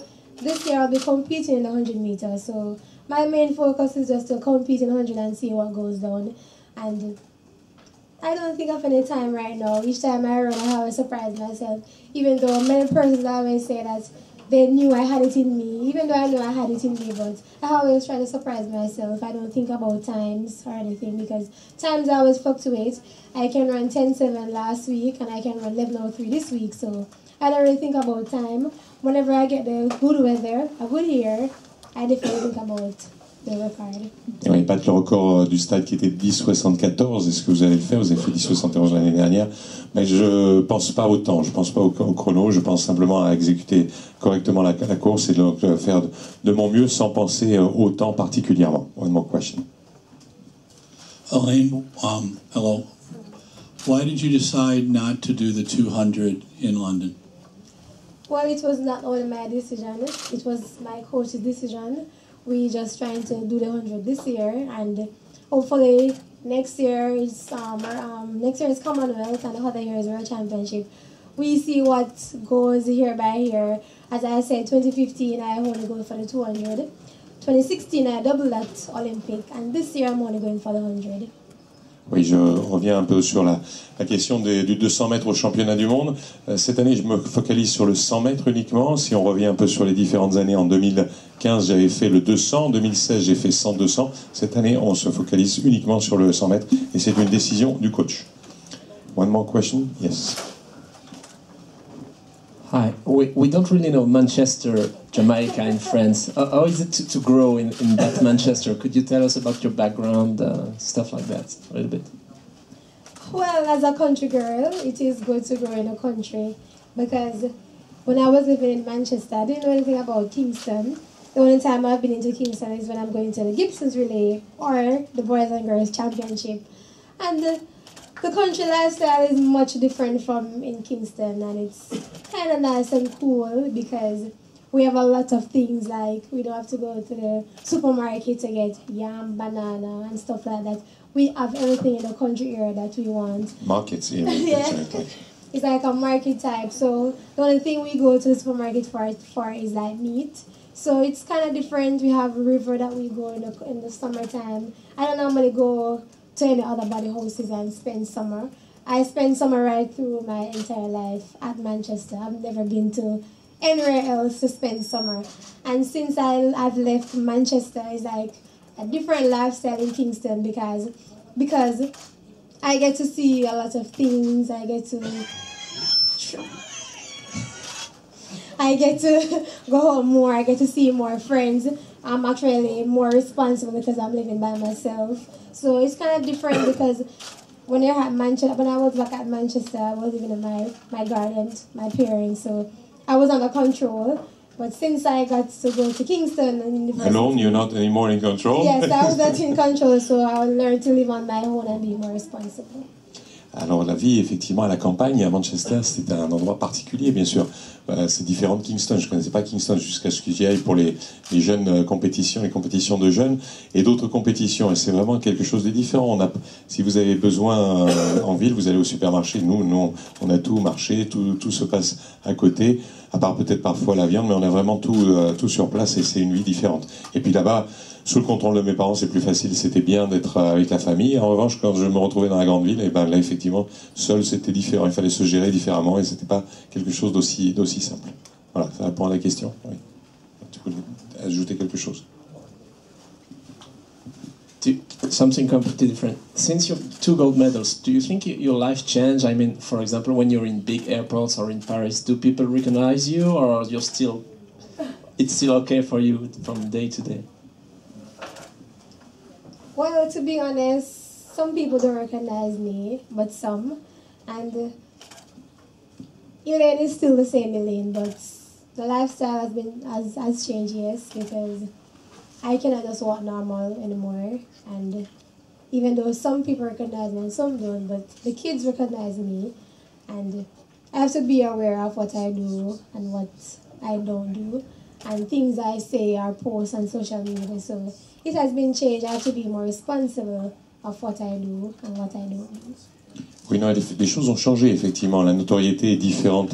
Et on me reconnaît, notamment les enfants, les jeunes me reconnaissent. C'est quelque chose qui a changé et donc qui me demande aussi plus de responsabilité. Je dois faire attention à ce que je fais, faire attention un petit peu plus que, notamment à ce que je dis aussi qu'avant. C'est un peu différent.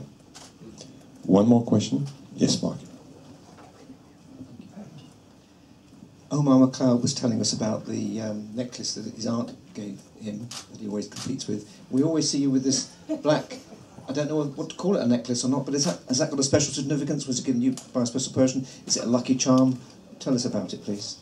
My necklace? No, the choker. Yeah. Okay. Thank you. Well, my story behind this choker is that last year before national trials, I was home watching a series. I can't remember what series I was watching, but I saw someone in this choker in the movie. So I texted my friend and I told her to get one for me because I'm going to run it at the trials. I don't know how that came in my thought, but I just see it and I like it. And from there, I just started running my choker. Never took it off? Never took it off. I actually have a different color that matches my uniform. Oui, effectivement, l'année dernière, je ne sais pas ce que je regardais comme série. Je regardais une série et j'ai vu qu'un des personnages avait ce collier comme ça au cou et ça m'a plu et j'ai demandé à quelqu'un de me le fournir. Donc, et j'ai couru aux sélections jamaïcaines avec. Et depuis, chaque course, je le mets et je ne l'enlève pas. J'en ai une différente couleur. How many colors you have? I have a lot of colors. Beaucoup, plusieurs. Mais je l'aime beaucoup. Une autre question? One more question? No more question? Thank you very much. Wish you the best for tomorrow. Don't give us time just after the race. You're welcome. Merci. Thank you, Elaine. Thank you very much.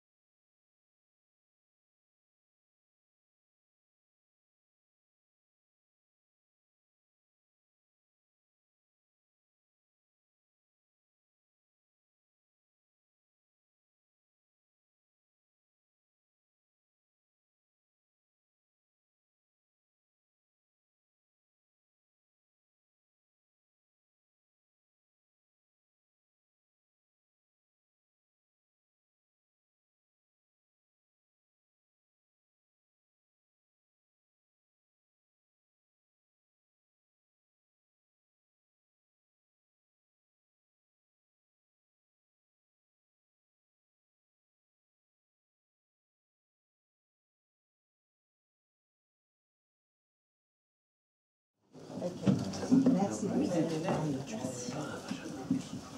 Au revoir. Floria Gueï is now with us in the interview room. Thank you.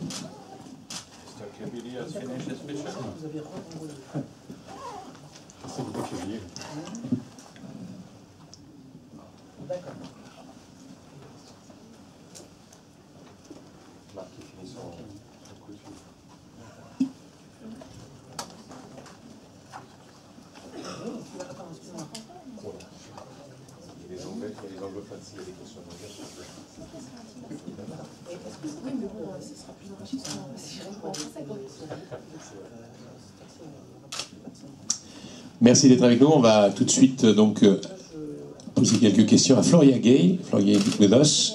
Floria, un petit mot déjà sur ton état de forme, rassure-nous. Comment tu vas? Eh bien, écoutez, ça va. J'ai vraiment hâte de courir parce que j'ai pas pu participer à la Coupe d'Europe par équipe. J'avais eu un petit pépin physique, donc ça s'est arrangé pile au bon moment. Pile poil. Ouais, pile. Donc bon. Je suis vraiment contente. J'ai eu plaisir à m'entraîner à nouveau et mon état de forme est toujours là et j'ai l'envie qui a encore plus monté du coup dû à ce petit pépin physique. I was slightly injured, but got perfect just a few days ago, so I'm happy to run that meet. Couldn't do the team championships a week ago, and I'm I will be capable to run tomorrow. L'objectif, tu l'as dit, hein, c'est vraiment de te rapprocher de ces 51 secondes et de descendre en dessous. Tu as vraiment envie de faire ça demain. Exactement, l'objectif. Demain, là, j'ai envie de faire une très très belle course. Hein. C'est sûr que je sais que je me déplace pas pour rien. J'ai vraiment l'envie qui est là et faire un beau chrono. C'est ça mon objectif demain. Make a good time tomorrow, under 51 would be perfect.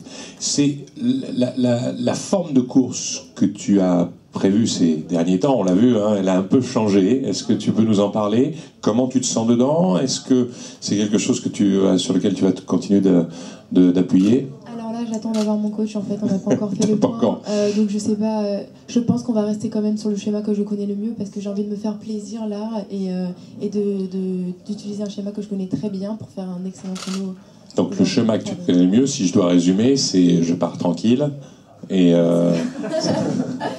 On peut pas partir tranquille. Non, je sais, je plaisante.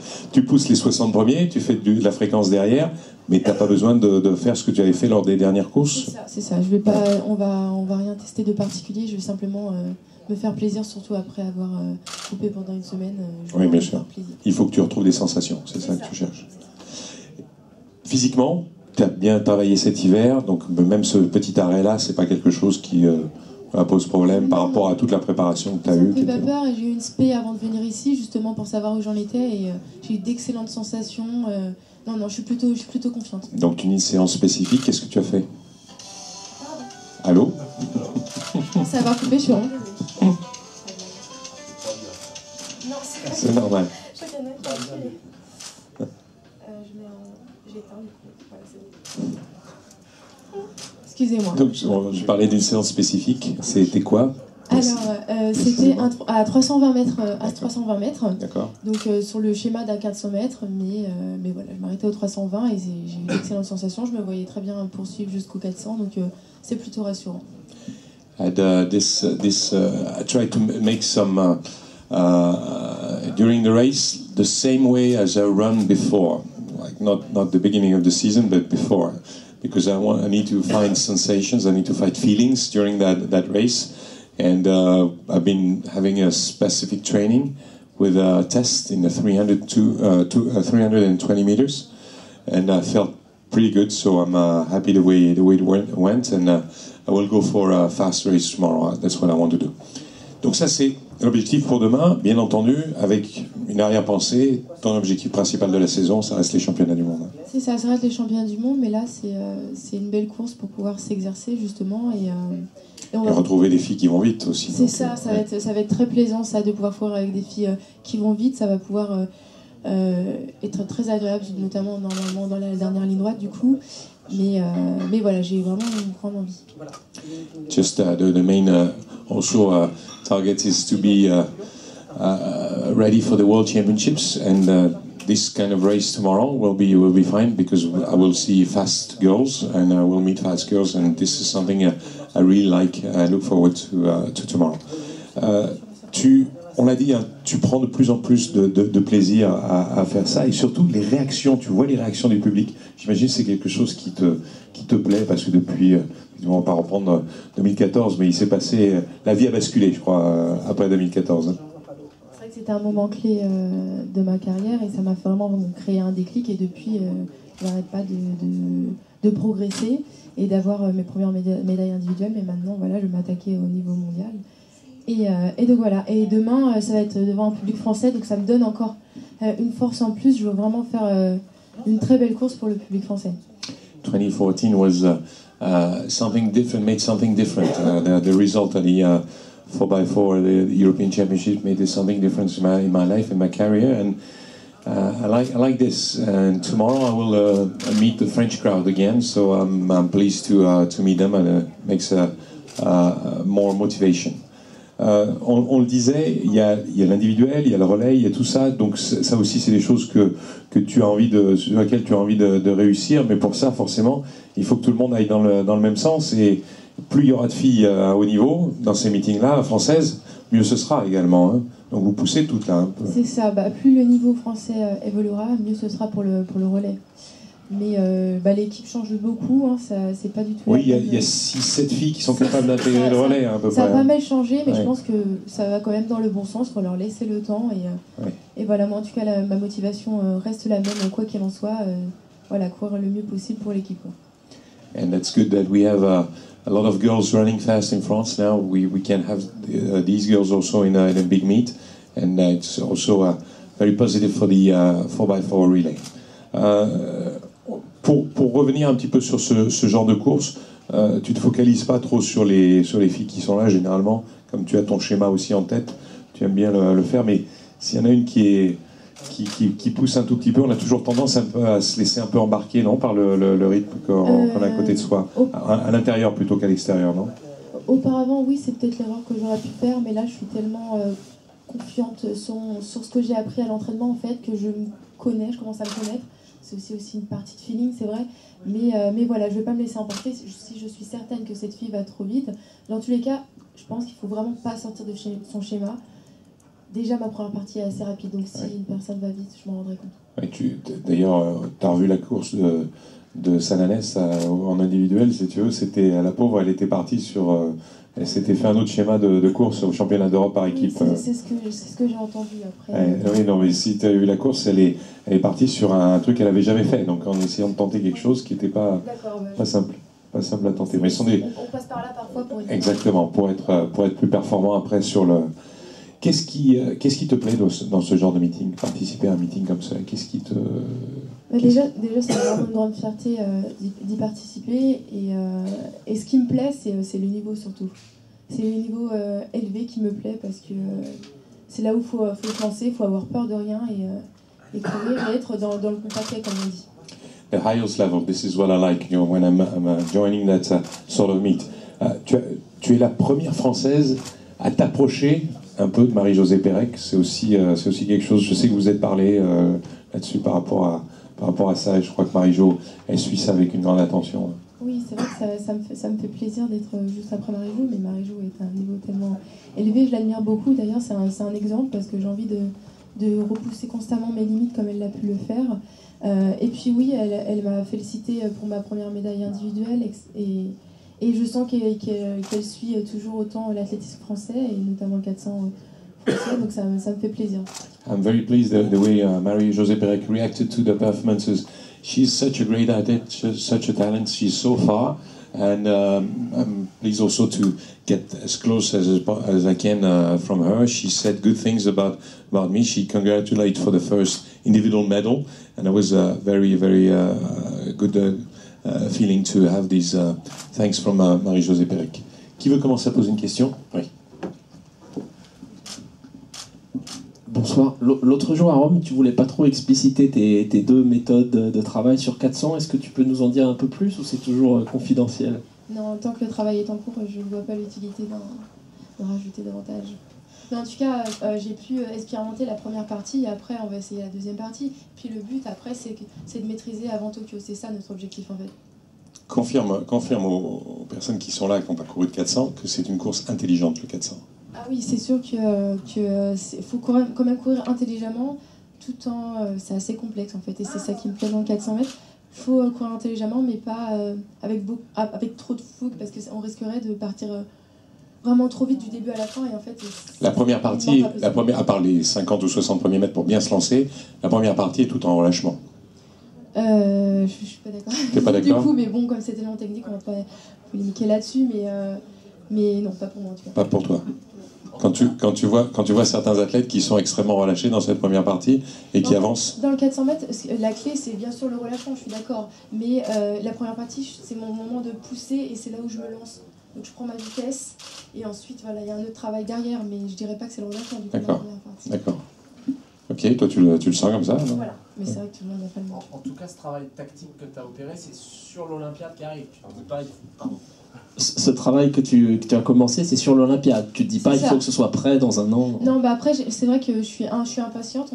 Comme tout le monde, on a envie que ça marche tout de suite, mais on sait très bien que c'est pas le cas. Mais voilà, on se fixe vraiment l'objectif de le maîtriser The goal, because I have different techniques. I had one the year before, and I'm trying another one. Different tactic during the race. Started slower before, now it's a bit more fast, but it's different. It's quite also something which is very personal. So that was the questions were made on these tactical race. You want to ask one question, Mark?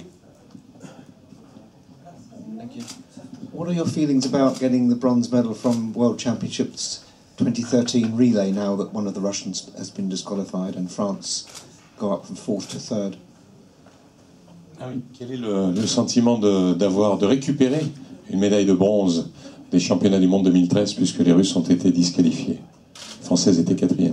Alors, j'ai du mal à avoir vraiment un feeling parce que c'est toujours décevant. Après championnat, on n'est plus vraiment dedans, donc je peux même pas être satisfaite. En fin de compte, je suis assez neutre là-dessus parce que ce sera jamais pareil. I'm quite neutral on that because it's never like it was on a field on a track. So it's I feel uneasy with that. Even if we have a medal, that's a different feeling to have it after. On a happier note, because Mark mentioned it, that relay leg that you did in 2014 is one of the most exciting things I've ever seen in athletics, and I'm not even French. What do you remember of that, and at what point did you think you would win that race? 2014, c'était une des plus belles courses que j'ai jamais eues, et sincèrement, je le dis parce que je ne suis pas français, donc c'est quelque chose qui était extrêmement excitant à voir. Comment tu réanalyses cette course en y repensant, et comment tu vois cette victoire, toi? Alors, je me rends compte surtout que ce qui m'a aidé dans cette course, c'est mon self-control, en fait, de ne pas paniquer et de rester vraiment concentré sur mon schéma, justement, sur ce que j'ai appris pendant cette année-là. J'ai simplement appliqué ce qu'on m'a appris finalement, et puis ça s'est fait crescendo, en fait. Je me suis rendu compte que ça finissait par payer, que je me rapprochais de mes coéquipières, et mon envie évoluait, et surtout, je me suis bien rendu compte que finalement, après avoir vu la vidéo, elles se sont toutes battues entre elles, et ce qui fait qu'il y a eu beaucoup d'à-coups, et moi non, justement, je suis restée sur mon schéma, et je sentais que moi, en fait, j'étais en pleine puissance quand elles régressaient. Donc mon avis a évolué petit à petit. If I look back at that race, I didn't panic. That was the main thing. I had a lot of self-control in that race, and I just applied what I was capable to do. That was my plan. And when I saw I came back on them, then it was very fluid, very smooth, because I didn't have any, there were no shortcuts, and even in front of, I saw that they were battling between each other, so they were slowing down on some parts, and I was coming fast because there were no one in front of me, so it was easier for me to. Well, I felt it was easy for me to get over them at that moment. Voilà, ça c'était pour revenir sur la course, oui. Tu es avec Mélina une des têtes d'affiche de l'athlétisme féminin. Tu es d'ailleurs sur l'affiche, d'où l'expression. Est-ce que c'est quelque chose qui te plaît? Tu prends de plus en plus de plaisir? J'ai vu que tu as fait l'autre jour une interview avec Atto Boldon sur le site de l'IAAF. Voilà, bon, on sait que tu n'es pas forcément très expansive. Est-ce qu'au fil du temps, tu y prends plus de plaisir, tout simplement? Oui, bah, je vois ça un peu comme un encouragement et une certaine reconnaissance. Après, oui, c'est forcément plaisant et ça donne davantage confiance en soi et on a envie de faire du coup de belles choses pour confirmer le choix des autres de nous avoir choisi l'affiche. You're on the poster, you're on the advertising poster of the meet. You also answered to Atto Boldon's questions on the IAAF. Do you like this kind of recognition from athletics? Yes, of course, it's something which I like to have this recognition from the world of athletics, and we're working for something like this, but this is something I really appreciate.